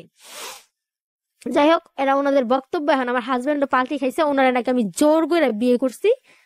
আর আমার সবার কাছে প্রশ্ন, একটা মেয়ে যদি একটা ছেলের ধৈরা বেন্দা মানুষজন দিয়ে বিয়ে করে, তাহলে নিশ্চয়ই 50,000 টাকা কাবিন কেউ দিবে না। আমি তো 50,000 টাকা কাবিন দিছি, এরা হচ্ছে ওনাদের জন্য একটা প্লাস পয়েন্ট। আমার শাশুড়ি বলছে ঢাকায় এসে আমার বাবা মার সাথে বসবে। ওনারা ঢাকায় আসে না, আমার সাথে কেউ যোগাযোগও করে না। আমার হাজবেন্ড একদিন আমার না বুদ্ধিজীবী ঘুরতে গেছে, গিয়ে আমার বলতেছে আপনার একটা কথা বলুন, প্রস্তুত হন শোনার জন্য। এটা শুনলে আপনি নিজের ঠিক রাখতে পারবেন না।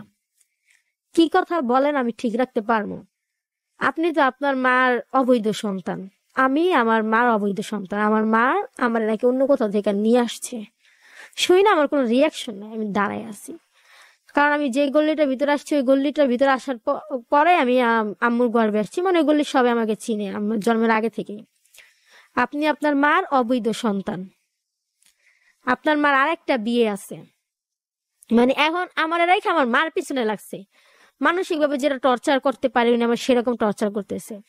আপনার মা ভালো না, আপনার মা পতিতার চাইতেও খারাপ, আপনার মা পতিতা, উনি আমাকে এরকম টর্চার করতেছে। আপনার মার সাথে টানারি মোড়ের সব পরপুরুষের সাথে অবৈধ সম্পর্ক আছে। উনি আপনার মা এই পুরুষের সাথে ওইখানে যায়, ওই পুরুষের সাথে ওইখানে যায়, আপনি আপনার মার অবৈধ সন্তান, আপনি ডিএনএ টেস্ট করেন, আপনার বাবার সন্তান আপনি না। তখন আমি বললাম আচ্ছা আমার বাবার সন্তান আমি না, আমি মাইনা নিলাম আপনার কথা, আমি ডিএনএ টেস্ট করলাম, সমস্যা নেই, সংসার বাঁচাইতে আমি প্রমাণ দিলাম আমি কার সন্তান। একটা মানুষ যে এতটা পরিমাণের খারাপ ব্যবহার করতে পারে সেটা হয়তো বা আমার হাজবেন্ডের কাছ থেকে না শুনলে আমি জানতাম না।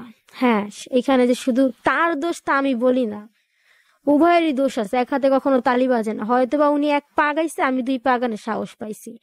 তবে আমি একটা কথা বলতে চাই, আমি আসলে ওনাকে জোর করে বিয়েটা করি নাই। আমি ওনাকে জোর করে বিয়ে করলে আমি 5 লাখ টাকা কাবিয়ে দিতাম, কখনো ওনাকে ছাড়তাম না। এখন উনি আমাকে প্রতিনিয়ত মেন্টালি টর্চার করে, আমি আমার মার অবৈধ সন্তান, আমার মা ভালো না, আমি এইটা চাকরানির বাচ্চা চাকরানি, এইটা তোর স্ট্যাটাসের সাথে আমার স্ট্যাটাস যায় না, তুই খারাপ, তোরে বলছি এটা করতে না, তুই আর সাথে অবৈধ সম্পর্ক করস, ওর সাথে অবৈধ সম্পর্ক করস, তুই এদিকে যাস ওদিকে যাস।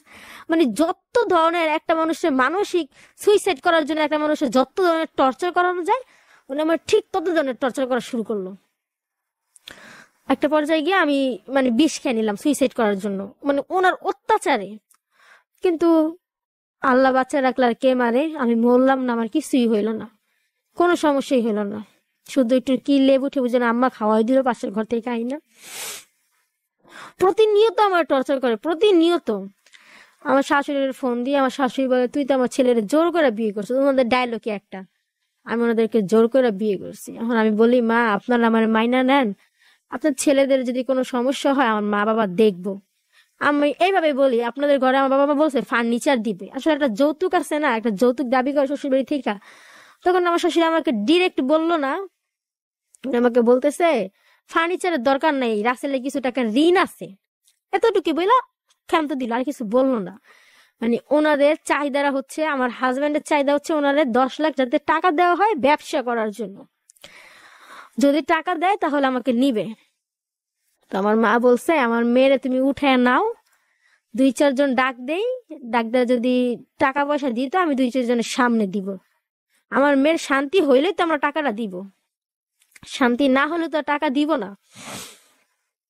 আমার হাজবেন্ড বলতেছে না আগে টাকা দিবেন তারপর আপনার মেয়েকে নিব। মানে ওনাদের ডিমান্ড হচ্ছে এখন ওনাদেরকে যৌতুক দিতে হবে। আমার মার কথা হইছে আমার মেয়ের সুখ শান্তি না দেখে আমি যৌতুক দিব না। আমার বাবা বলতেছে এখন যদি তোরে আমরা ওদের কাছে তুইলা দেই তোর তো নিয়ে মায়েরা ফেলাইতে পারে, যেহেতু আমার বাবার একবার ফোনের ভিতরে হুমকি দিছে যে আপনার মেয়ের একটা কিছু হয়ে গেলে আমরা কেউ দায়ী না। এখন আমার শাশুড়ির কাছে আমি ফোন দিয়ে বিষয় দিলাম, আমার শাশুড়ি বলতো আচ্ছা আমি দেখুম। আমি বলতাম মা এরকম এরকম রাসেল তো আমার সাথে খারাপ খারাপ ব্যবহার করে, রাসেল আমার খারাপ ভাষা বকাবজ্জ করে, পরে বলে তোর মারে কেন বলবে, আমার কাছে বলবে, এরকম উনি আমাকে বুঝ দেয়। আচ্ছা আমি ঢাকায় আইসা নি, যাই হোক ওনারা ঢাকায় আসছে, আমার বললো, আমি বললাম আমি দেশ আইসা পড়বো আবারও, ওনারা বোধ হয় ভয়ে আমাকে বললো আচ্ছা আমি তাহলে ঢাকায় আইসা নি, ঢাকায় এসে আমি তোর বাবা মারা নিয়ে বসবো। ওনারা ঢাকায় আসলো, আমি পাশে ফোন দিয়ে জানতে পারি ওনারা ঢাকায় আসছে। আমার সাথে কেউ কোনো যোগাযোগ করে না, আমার হাজবেন্ড আমার বলে না, আমি ডাইরেক্ট আমার শাশুড়ির ফোন দিলাম, হ্যাঁ ঢাকায় আসছে, আমার বাবা মার সাথে বসবেন না, হ্যাঁ বসুন তোর বাবা মার সাথে। ওনারা আমার বাবা মার সাথে আর বসে না। অনেকদিন পর আমি ফোন দিই মা আপনি কই, আমি আমার হাজবেন্ডের ফোন দিই বাবা মা কোথায়, দেশে চলে গেছে। আমার শাশুড়ির ফোন দিয়ে বলি মা আপনি কোথায়, আমি তো দেশে আইসা পড়ছি। পাশে ফোন দিয়ে শুনলাম যে ওনারা দেশে যায় নাই, ওনাদের ঘরে এখনো বড় একটা তালা মারা। এমন লোক আমার ফোন দিয়ে বলছে অবিশ্বাসের কিছুই নাই। তখন আমি শিওর হলাম ওনাদের ঘরে তালা মারা। তখন আমি বলি মা আপনাদের ঘরে তো তালা মারা, মিথ্যা কথা কেন বলেন? আমার শাশুড়ি আমারে বললো তোর আমি কখন বলছি আমি বরিশাল, আমি তো ঢাকায়। তখন আমি আশেপাশে খবর নিয়ে জানতে পারি আমার শাশুড়ি ঢাকায় আছে, ঢাকায় ওনারা রুম নিছে, আমাকে বলে না। আমার হাজবেন্ড ঢাকায় আসছে, ঢাকায় এসে আমার হাজবেন্ড ঢাকায় দোকান নিছে, মুদি দোকান, 2-3 মাস হইলো। ওনারা সবাই ঢাকায় আছে, আমার সাথে কেউ কোনো যোগাযোগ করে না। আমার শাশুড়ির আমি ফোন দিতাম, এতদিন যখন ফোন দেয় বিচার দেই, আমার শাশুড়ি আমাকে সান্ত্বনা দেয় যে ঠিক আছে, এরকম এরকম, এটা করুন এটা করুন। আর আমি বললাম আমার বাবা মাকে নিয়ে আপনারা বসেন, বসে আমাকে নিয়ে যদি সংসার না করেন সেটা তো আমাকে বইলা দিবেন, 2টা বছর তো আমার জীবন থেকে নষ্ট করে কোনো মানেই হয় না। আমার শাশুড়িকে আমি এটা বললাম, বলে আমি তো ডিভোর্স দিতে বলুম না। আবার এইদিকে উনি আমারে বলে আমার ছেলে না তুই কখনো সুখী হবি না। আমার শ্বশুরের ফোন দিলাম, দিয়া কান্নাকাটি করতেছি, এমন ভাবে বলতেছি যে বাবা আসলে ও যদি আমারে না রাখে আপনারা তো বৃদ্ধ হয়ে যাবেন। আমার শ্বশুর আমি বলতেছি আর আমার শাশুড়িরে, মানে আমার ফোনটা লাউটে দিয়ে আমার শ্বশুরে শুনতেছে, বলতেছি বাবা আপনারা তো একটা দিন বৃদ্ধ হয়ে যাবেন, আপনাদের দেখাশোনা করার জন্য তো কারো না কারো লাগবে। তাহলে একটা কাজ করেন, আপনার ছেলে যদি আমার সংসার না করে আমার আপনাদের বাসায় নেন, যাতে সবাই বলে আমি আমার শ্বশুর বাড়ি চলে গেছি, কেউ যদি বলতে না পারে হাজবেন্ড ডিভোর্স দিয়ে দিছে। আমার আপনাদের বাসায় নেন, নিয়ে আপনার ছেলে আমার ডিভোর্স দেবে, সেটাতে আমার কোনো আফসোস নাই। কেউ জানবেন আপনার ছেলে আর একটা বিয়ে করুক, তাও আমার কোনো সমস্যা নাই, কিন্তু আমারে আপনার বাসার চাকরানির মর্যাদা দিয়ে হলেও রাখতে হবে, যাতে কেউ আমাকে বলতে না পারে যে একা একা বিয়ে করছে, হাজবেন্ড তালাক দিয়ে চলে গেছে। মানে আমি অনেক কান্না করতাম ফোন দিয়া, যে চাকরানি হইলেও আমাকে নিতে হবে, চাকরানি হিসেবে হইলেও আমি আপনার দেখাশোনা করি, আমার বোর মর্যাদার দরকার নাই। আমি এইভাবে বুঝাইতাম, দেখেন আমার না বোর মর্যাদার দরকার নাই, আমি আপনার দেখাশোনা করবো, আপনাদের কাপড় চোপড় দেওয়া দিমু, কিন্তু আমার শর্ত একটাই, আমার 2 বেলা খাইতে দিবেন, আপনাদের বাসায় রাখা দিবেন, যাতে আমি বলতে পারি আমার শ্বশুর বাড়ি আমি আছি, ঘরের ভিতরে কেমন থাকে সেটা তো কেউ দেখবে না। এখন আমার শ্বশুরের মানে আমার শ্বশুরের এক কথা, ওনার ছেলের সাথে আমার মানায় না, আমি দেখতে সুন্দর না, আমি খাটো, আমার হাজবেন্ড স্মার্ট, এখন পড়াশোনা করতেছে মাস্টার্স, স্মার্ট, কালোর ভিতরে ওনার চেহারা ফেস কাটিং ভালো আছে, মানে ওনার সাথে আমার মানায় না, আমি খাটো সুখ না। ওনারা এই বউ কোনোদিন মাইনা নিবে না, কারণ ওনার সাথে আমার মানায় না, কোনোভাবেই মানায় না, আমার না সমাজে দাঁড়াইতে পারবে না, আমি দেখতে সুন্দর না। প্রায় গ্রামের সবার ভিতরে সবাই যাই না গেল, রাসেলের বউ আসছিল কিন্তু রাসেলের বউ সুন্দর না, দেখতে সুন্দর না, স্মার্ট না, মানে আমার হাজবেন্ড এটা পছন্দ না। আমি আগে থেকেই বোরকা চলাফেরা করি, বোরকা পরে, এটা ওনার মানে পছন্দ করতে কিনা আমি জানি না, তবে আমার কাছে দেখা পছন্দ করে। কিন্তু উনি একটা কথা বলতো, আমি আনস্মার্ট, ক্ষেতের মতো থাকি, বোরকা পরাটা কি একটা আনস্মার্ট। যাই হোক, আমার শাশুড়ি ফোন দিলাম, আমার শাশুড়ি আমার মানে আমার উপর বিরক্ত, উনি ওনার আমি কেন ফোন দেই, ডিস্টার্ব, ওনার ছেলেরা আমি জোর করে বিয়ে করছি, এখন ওনাদের কেন ফোন দিই। তখন আমি বললাম আপনার ছেলেরা আমি জোর করে বিয়ে করছি, তাহলে আপনার ছেলের সাথে আমি বুঝা নিব, একা একা বুঝা নাও তোমরা নিজেদেরটা নিজেরা। আচ্ছা একা একা যদি বুঝা নিতেই হয়, এখন তো বাবা মা ছেলে যতই খারাপ হোক, আমি যদি কোনো পদক্ষেপ নেই তাহলে তো আপনাদের ওরে টান দিয়ে তো আপনাদের আসতেই হবে, তাহলে আমি ওর সাথে একা বুঝে নি, আপনারা কেউ আইসা আমার ধরেন না যে ময়না তুমি এটা কেন করলা। তারপর কি হইলো, আমি আমার শাশুড়ির কথা বলার পর আমার শাশুড়ি বলতেছে যে না ঠিক আছে, তাহলে তুমি একটা কাজ করো, তোমার কিছু করতে হবে না, কোনো পদক্ষেপ নিতে হবে না ওর এগেনস্টে, আমরা দেখতেছি বইসা কি করা যায়, আমি তোমার বাবা মার সাথে এসে কথা বলবো। যখন আমি বললাম আমি একটা পদক্ষেপ নিব, তখন উনি আমার এই কথা বলতেছে। আচ্ছা যাই হোক, আমার কথা হচ্ছে একটা মেয়ে যখন সংসার করে একটা ছেলের সাথে, 2 দিন 1 দিন 6 মাস 1 বছর সংসার করার পরে একটা ছেলে বলতে পারে মেয়েটা খারাপ। আমার তো বিয়ের 1.5 বছরের বেশি হয়ে গেল, 1.5 বছরে তো আমি একদিন ওনার সাথে সংসার করলাম না। এখন যদি আমার ডিভোর্সটা দেয়, এখন আমাদের ডিভোর্সটা হয় নাই, ওনাদের ডিমান্ড হচ্ছে যৌতুক। আচ্ছা এটা আমি বলতেছি, এখন যদি উনি আমার ডিভোর্সটা দেয়, এটা কি আসলে আমার মাইনে নেওয়া উচিত? কারণটা কি? কারণ আমি খারাপ। খারাপ কেমন? কোনো ছেলের সাথে কোনো কথা না, কোনো ছেলের সাথে আমার কোনো সম্পর্ক না। আমার খারাপ হচ্ছে আমি ওনার অনুমতি ছাড়া কেন ওনার আশেপাশে মানুষের সাথে যোগাযোগ করলাম, এটা হচ্ছে আমি খারাপ, এই কারণে উনি আমাকে ডিভোর্স দিবে। আর মানে ওনাদের যৌতুক ডিমান্ড, এটা ওনারা আমাদের কাছে বলছে যে টাকা দিতে হবে বা ব্যবসা করার জন্য একটু কিছু দেখতে হবে। আচ্ছা এটারে হাইড করে খারাপ হিসেবে কারণ দেখাইতেছে যে আমি খারাপ, আমি ওনার কথা শুনি না, আমি এদিক ওদিকে যাই, এর সাথে যোগাযোগ করি, হ্যার সাথে যোগাযোগ করি, এরা হচ্ছে আমার ডিভোর্স দেওয়ার কারণ, এরা কারণ হিসাবে দেখাইছে। তাহলে এখন আমার মানে পৃথিবীর প্রত্যেকটা মানুষের কাছে প্রশ্ন, একটা মেয়ের ডিভোর্স দিতে হলে কি এটা কারণ প্রয়োজন হয় যে মেয়েটা তার হাজবেন্ডের কথা শুনে নাই?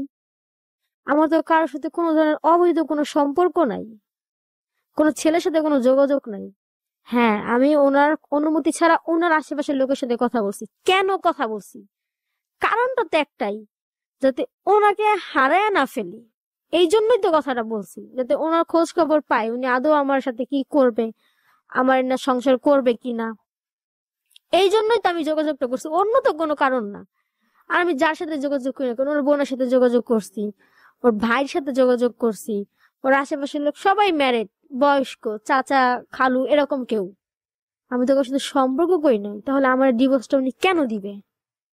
আমার সাথে একদিন সংসার করতো আমি বুঝতাম যে না আমি খারাপ, আমার সাথে একদিন সংসার করে নাই। 1.5 বছরের ভিতরে ঈদ গেছে, উনি আমার এক ঈদে বলতে পারবে না যে উনি আমার 1 টাকার একটা সুই কিনা দিছে। উনি আমারে ফোন দিয়ে বলে আমার বোনের এটা দিছে, আমার বোনের বাচ্চার এটা দিছি, 15-20 হাজার টাকার মার্কেট করছি আমারে বলে। হ্যাঁ, এর মানে কি এটা না যে আমার ফ্যামিলি আমার মার্কেট করে দেয় নাই? আমার ফ্যামিলি আমার মার্কেট করে দিছে। কিন্তু প্রত্যেকটা মেয়ের না একটা ইচ্ছা থাকে তার স্বামীর টাকার জিনিস পরিধান করবে, বলতে পারবে যে এটা আমার স্বামী দিছে। উনি আমার ঈদে না 1 টাকা মানে আমার সাথে যোগাযোগই করে নাই। যাই হোক, আশেপাশের লোক জিজ্ঞেস করে তোর স্বামী তোরে কি দিছে। আজকে আমি সবাইরে বলি, হয়তো বা সবাই শুনবে, আমার স্বামী না আমার কিছু দেয় নাই, কিন্তু আমি সবার কাছে না বলতাম যে 5,000 টাকা দিছে, এই টাকা দিয়ে আমি বোরকা কিনছি, এটা আমি বলতাম। আমার ফ্যামিলিরও শিখাই দিছি, যদি জিজ্ঞেস করে বলবো রাসেল 5,000 টাকা দিছে ময়নারে, কিন্তু আদৌ উনি আমার কিছু দেয় নাই, এটাই সত্যি। কিছু কথা থাকে না, আমরা কখনো বলতে পারি না, না বলার জন্য হয়তো আমার জীবনটা এখানে আইসা পড়ছে। আর মেন কারণ একটা জিনিস আছে, প্রধান কারণ হচ্ছে অন্ধবিশ্বাস। ওনার আমি এতটা পরিমাণের অন্ধবিশ্বাস করতাম, মানে চোখ বন্ধ করে উনি যদি আমার ফালাই দিত ব্রিজের উপর থেকে আমি পড়ে যেতাম। মানে আমি বুঝাইতে পারবো না যে এতটা পরিমাণ অন্ধবিশ্বাস মানুষের কিভাবে করা যায়। উনি যদি বলতো কাউরে খুন করতে, আমি সেটাও করতে পারতাম।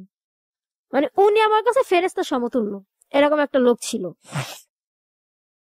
যাই হোক, এখন আমার শাশুড়ির আমি ফোন দিছি, আমার শাশুড়ি ঢাকায় আসছে, তো বাবা আমার সাথে বসবো, তো বাবা আমার সাথে কথা বলবো, তাহলে আমাদের বাসায় আসেন।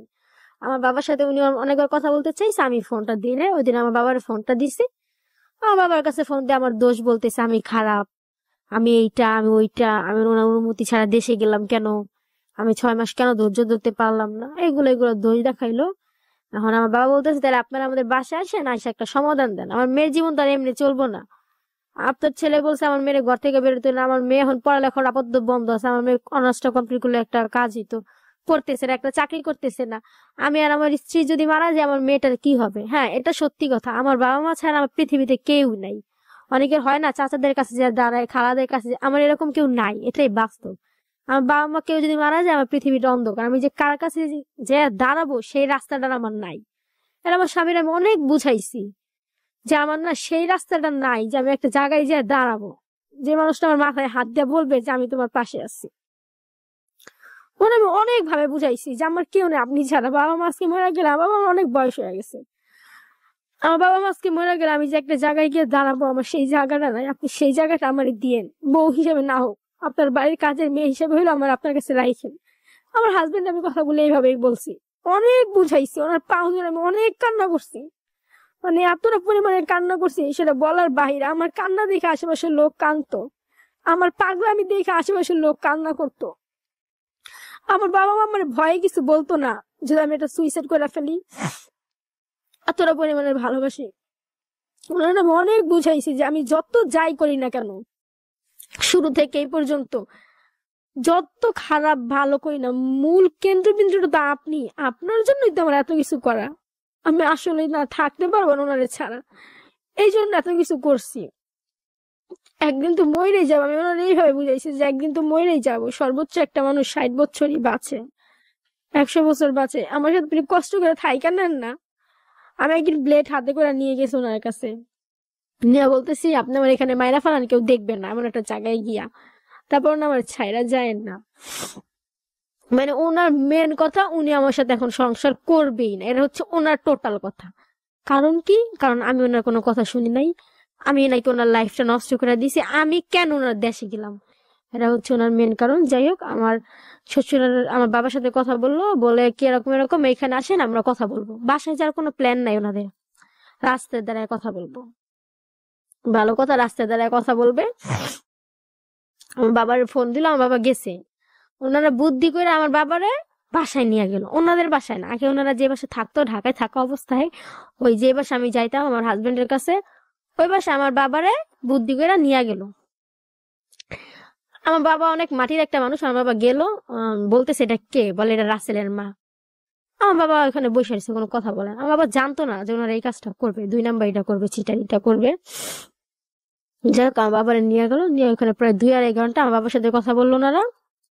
আমার বাবার কাছে বিচার দিল, আমি ভালো না, আমি খারাপ, আমি এইটা, আমি ওইটা, আমি এটা করলাম, আপনার মেয়ে মানা করছি, আপনার মেয়ে আমার ছেলের জোর করে বিয়ে করছে, আপনার মেয়ে এটা করছে, আপনার মেয়ে এটা করছে। আমার বাবার 2-2.5 ঘন্টা এগুলো বলা হয়েছে।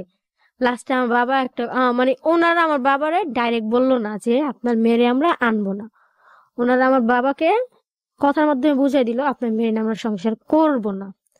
তখন আমার বাবা উত্তর দিল যে আমার মেয়েরে যে আমি বলবো ডিভোর্স দিতে, বা আপনি যে আপনার ছেলেরে বলবেন ডিভোর্সটা দাও, ডিভোর্স দেওয়ার পরে যদি আমার মেয়ে আমারে বলে তোমার লাগে আমার জীবনটা নষ্ট হয়ে গেছে বাবা, তখন আমার মেয়ের কাছে আমি কি কৈফিয়ত দিব? বা আপনার ছেলে যদি বলে যে তোমার লাগে আমার লাইফ নষ্ট হয়ে গেছে, তখন আপনার ছেলের আপনি কি বলবেন? আর আমার মেয়ে যদি, আমি আমার মেয়ের আজকে বুঝাই ডিভোর্স নিলাম, আমার মেয়ে তো আমার কন্ট্রোলের বাইরে, আমার মেয়ে যদি যা কোর্টে ওইটা দাঁড়ায়, তখন আপনারা কি বলবেন, আমি কি বলবো? আপনারা বৈশা ফয়সালা করেন যে আপনারা আসলেই কি করবেন। আমার শ্বশুর শাশুড়ি বললাম, আমার বাবা সব কথা আমাদেরকে বললো না, 2-2.5 ঘন্টা ওনাদের সাথে কথা বললো। ওনাদের কথায় যেটা বোঝা গেল, ওনারা আমার না সংসার করবে না, আমার সংসার করাবে না, আমি খারাপ, আমি কেন ওনার অনুমতি ছাড়া ঘরের বাইরে বের হইলাম, ওনার দুঃসম্পর্কের ভাবির দোকানে কেন গেলাম, কেন ওনার আশেপাশের লোকের সাথে আমি যোগাযোগ করলাম, এটা হচ্ছে আমার মানে ডিভোর্স দেওয়ার কারণ হচ্ছে এটা আমাকে। আর একটা কথা বলি, যখন আমি ওনার ভাইয়ের বাসায় গেছিলাম, তখন ওনার এক ভাই আমাকে বলছিল আপনারা কিছু টাকার ব্যবস্থা করেন, 1-1.5 লাখ টাকা দেন, রাসেল তো আমার ভাই, আমি রাসেলের খুব ভালো করে চিনি, আমি ফুবারে ফোন দিয়ে আনি আর রাসেলের ফোন দিয়ে আনি, ওখানে মিল করাই দিই, আপনারা 1-1.5 লাখ টাকার ব্যবস্থা করেন। টাকার আর তখন আর কি ওইভাবে গুরুত্ব দেওয়া হয় নাই, বা আমরা কেউ গুরুত্ব দেওয়া দেখি নাই ব্যাপারটা।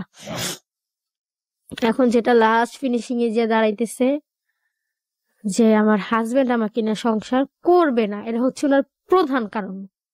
একটা মানুষ যদি একটা মানুষ কিনা সংসার না করে, তাহলে তার অনেকগুলো কারণ হয়, আর যদি সংসার করে তাহলে ছাড়ার মতো কোনো কারণ নাই। এখন আমার অনেক দোষ উনি বের করতেছে, আমি এইটা, আমি ওইটা। আর মেন যেটা খারাপ লাগে, উনি আমার মার চরিত্রে অনেকগুলো দাগ দিছে, আমার মা এইটা, আমার মা ওইটা। এতদিন যখন আমার শাশুড়ির আমি ফোন দিয়ে বিচার দিতাম, উনি বলতো আচ্ছা তোর মারে কেন বলে। লাস্ট যেদিন আমার শাশুড়ির সাথে কথা হইলো, তখন ওনার ফোন দিয়ে বললাম আপনার ছেলে বলে আমার মা খারাপ, আমার মা এর সাথে অবৈধ সম্পর্ক করে, সারা দুনিয়া মানুষের সাথে আমার মা নাকি অবৈধ সম্পর্ক, আপনার ছেলে বলে। এতদিন উনি বলতো আচ্ছা আমি ওরে ধরুম, লাস্ট উনি আমার বলে খারাপে তো খারাপই বলবে, এমন কিছু করছো দেখেই তোর মারে বলা সাহস পায় আমার ছেলে। তাই আমার প্রশ্ন হইলো, বিয়েটা তো আমি করছি, আমার বাবা মা তো বিয়েটা করে নাই, আমার ভুলের খেসারত আমার বাবা মা কেন দিবে? ভুলটা তো আমি করছি, বাবা মা কেন খেসারত দিবে? বাবা মা কেন কথা শুনবে? ওনারা কি আমার দুনিয়ার জন্ম দিয়ে পাপ করছে? কোনো পাপ করে নাই। উনি আমার এত খারাপ খারাপ ভাষায় বকাবাজ্য করে, কিন্তু আজ পর্যন্ত উনি নিজেও বলতে পারবে না ওনার সাথে একদিন আমি বেয়াদবি করছি বা উচ্চ স্বরে কথা বলছি, এটা উনি নিজেও বলতে পারবে না। উনি আমার বলে বেয়াদবি না করার জন্য এখনো তুই আসত, তাহলে তো তুই থাকতি না। ওনার সাথে আমার টোটালি ফোনে শুধু যোগাযোগ, উনি কোথায় দোকান নিছে দোকানটাও আমার চিনায় নাই, ওনারা ঢাকায় রুম নিছে। আমার শাশুড়ি আমার কাছে স্বীকার গেছে যে হ্যাঁ আমরা ঢাকাতে রুম নিয়ে আসি বর্তমানে, কিন্তু আমার হাজবেন্ড স্বীকার যায় না। আমার হাজবেন্ড বলে ওনারা দেশের থেকে ফোন দিয়ে আমি 100% নিশ্চিন্ত হইলাম ওনাদের ঘরে তালা মারা। আমার শ্বশুর শাশুড়ি সবাই স্বীকার গেল ওনারা ঢাকায় রুম নিয়ে থাকে। আমার হাজবেন্ড কোনোভাবেই স্বীকার যায় না যে আমার শ্বশুর শাশুড়ি রুম নিয়েছে, যদি আমি ওনাদের বাসায় গিয়ে উঠি। আমি এর ভিতরে আমার একটা ভাই আছে বিডিআর এর কাজ করে, খালতো বাইরে দিয়ে আমার শাশুড়ির ফোন দিলাম, ওনাদের বলাইলাম যে এরকম এরকম ওনারা কি করবে, আপনার ছেলে মেয়ের মারধর করে বাসায় গিয়া মেয়ের তো একটা পদক্ষেপ নিয়ে আপনার সাথে ফাইসা যাবেন। তখন ওনারা বলে ওর যা ভালো লাগে ও করুক, আমাদের কাছেও আইনের লোক আছে, আমাদের নিজের লোক। তাহলে আইনের লোক কি মানে সৎ পথে চলবে না নিজেদের কথা বলবে? ওনারা ওই ভয়টা আমাদের দেখাইলো। যাই হোক, ওইটা না বললেই নাই, বলে আমাদের লোক আছে, আমরাও দেখা নিব, এটা করবো এটা করবো। পরে উনি বুঝাইল আমার ভাইয়া যে দেখেন একটা মেয়ের জীবন নষ্ট করে কি মজা পাইবেন, ও আমার বোন, আপনিও একটা মায়ের জাত, আপনারা সমঝোতা আইসা পড়েন, আপনারা না সংশয় করেন, আপনাদের যদি কোনো চাহিদা থাকে সেটা তাদের কাছে বলেন, তারা পূরণ করবে। ওনাদের চাহিদা হইছে ওনার ছেলেরে দেখতে হবে, ঠিক আছে আমার ফ্যামিলি দেখবে আমার নেওয়ার পরে। ওনাদের ডিমান্ড হচ্ছে এখন ওনাদের কিছু দিতে হবে যৌতুক। কিন্তু এখন কেন দিবে? আমার কাবিন হচ্ছে 50,000 টাকা, আজকে আমার এনে সংসার করা, 2 দিন পর যদি আমার ডিভোর্স দিয়ে দেয় আমার হাজবেন্ড, তখন তখন এটার ভাগটা কে নিবে? তখন আমি আমার একটা উকিলের কাছে গেলাম, মানে আমার বলতেছে আইনের ভিতরে ঢুকো না, আইনে ঢুকলে এগুলো শেষ পর্যন্ত ডিভোর্সই হবে, তোমার হাজবেন্ডের তুমি বুঝাও, দেখো তোমার হাজবেন্ড কি বলে।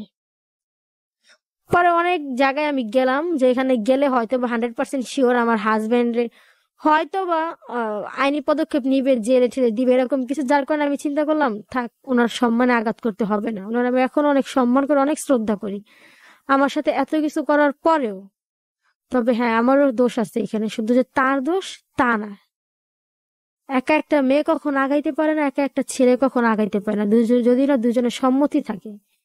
কিন্তু আমার শাশুড়ি প্রতিটা সেকেন্ড আমার ব্লেম করে, আমি দোষী, আমি অন্যায়কারী, আমি অপরাধী, তার ছেলের কোনো দোষ নাই, আমি তার ছেলের ধইরা বান্দা বিয়ে করছি, এটা আমার সবসময় বলে। আমি দেখতে সুন্দর না, ওই দিন ভাবির দোকানে গেছি, ওর এক বোন আমার দেখলো আমি একটু শুকনা ছিলাম, এখন একটু ভালো হয়েছি, বলে এখন তো বউরে সুন্দরই লাগতেছে, আমাদের তো বললো বউ দেখতে সুন্দর না, বউর চোখ ছোট, বউ দেখতে সুন্দর না, মানে সবার কাছে বলছে আমি দেখতে সুন্দর না, আমার এই সমস্যা, আমি শর্ট, আমার ওই সমস্যা, আমি সংসার করার মতো না, আমার না যে সমাজে দাঁড়াবে আমি সেরকম দেখতে না। তাই আমার কথা হইলো বিয়েটা কেন করছিল তাহলে, আমার না যদি সংসার নাই করে, আমার জীবনটা কেন নষ্ট করলো? আর আমার জীবনটা কি এইভাবেই চলবে? আমার জীবনটা যেভাবে চলতেছে এটা তো আসলে কোনো মানুষের জীবন এইভাবে চলে না। আল্লাহ না করুক আমার মা বয়স হয়ে গেছে, আমার বাবা, ওই দিন আমার হাজবেন্ড আমি রাত্রে ফোন দিলাম, দিয়া বলতেছি 4-5 দিন আগে যে আমার আম্মু তেমন অনেক অসুস্থ, আল্লাহ জানে কখন কি হয়ে যায়, আল্লাহ না করুক আমার মার যদি কিছু হয়ে যায়, আমার তো দাঁড়ানোর কোনো জায়গা নাই, আমারও মহিলা যেতে দেবো, সুইসাইড করা ছাড়া কোনো উপায় নেই, আপনি কি আমার না সত্যি সংসারটা করবেন না? আমার হাজবেন্ড আমার বলে তোর পুরো গোষ্ঠীও যদি মইরা যায় তাও তোরেন আমি সংসার করুম না। কেন করবেন না? তোর আমার ভালো লাগে না, আমার যেটা ছিল, এমনি ডাইরেক্ট বলতেছে, আমার কাছে কথার রেকর্ডও আছে, আমার কাছে যেটা ছিল আমার সেটা আমি পেয়ে গেছি, আমার ইচ্ছা ছিল তোর তোর কাছে যেমন তোর সাথে থাকুম, শেষ, আমার কাহিনী খতম। কাজী একটা কথা বলছিল না যে ওই ছেলের তো স্বার্থ শেষ হয়ে গেলে ছেলে তোরে ছাইরা দিবে, ওইটাই। পরে আমার অনেক বুঝাই, বোঝানোর পরে আমার বলতেছে যদি কোনোদিন তোরা আমার সংসারে আনিও আমি দুর্ভাগ্যবশত, তাহলে একটা কারণে আনুম, শারীরিক একটা চাহিদা থাকে না একটা পুরুষের, শুধু সেই কারণে তোর আমার ঘরে আনুম, অন্য কোনো সম্পর্ক তোর সাথে আমার থাকবে না, তোর খাওয়ান খরচ টরচ কিচ্ছু আমি নিব না, শুধু এই সম্পর্কটাই তোর সাথে আমার থাকবে।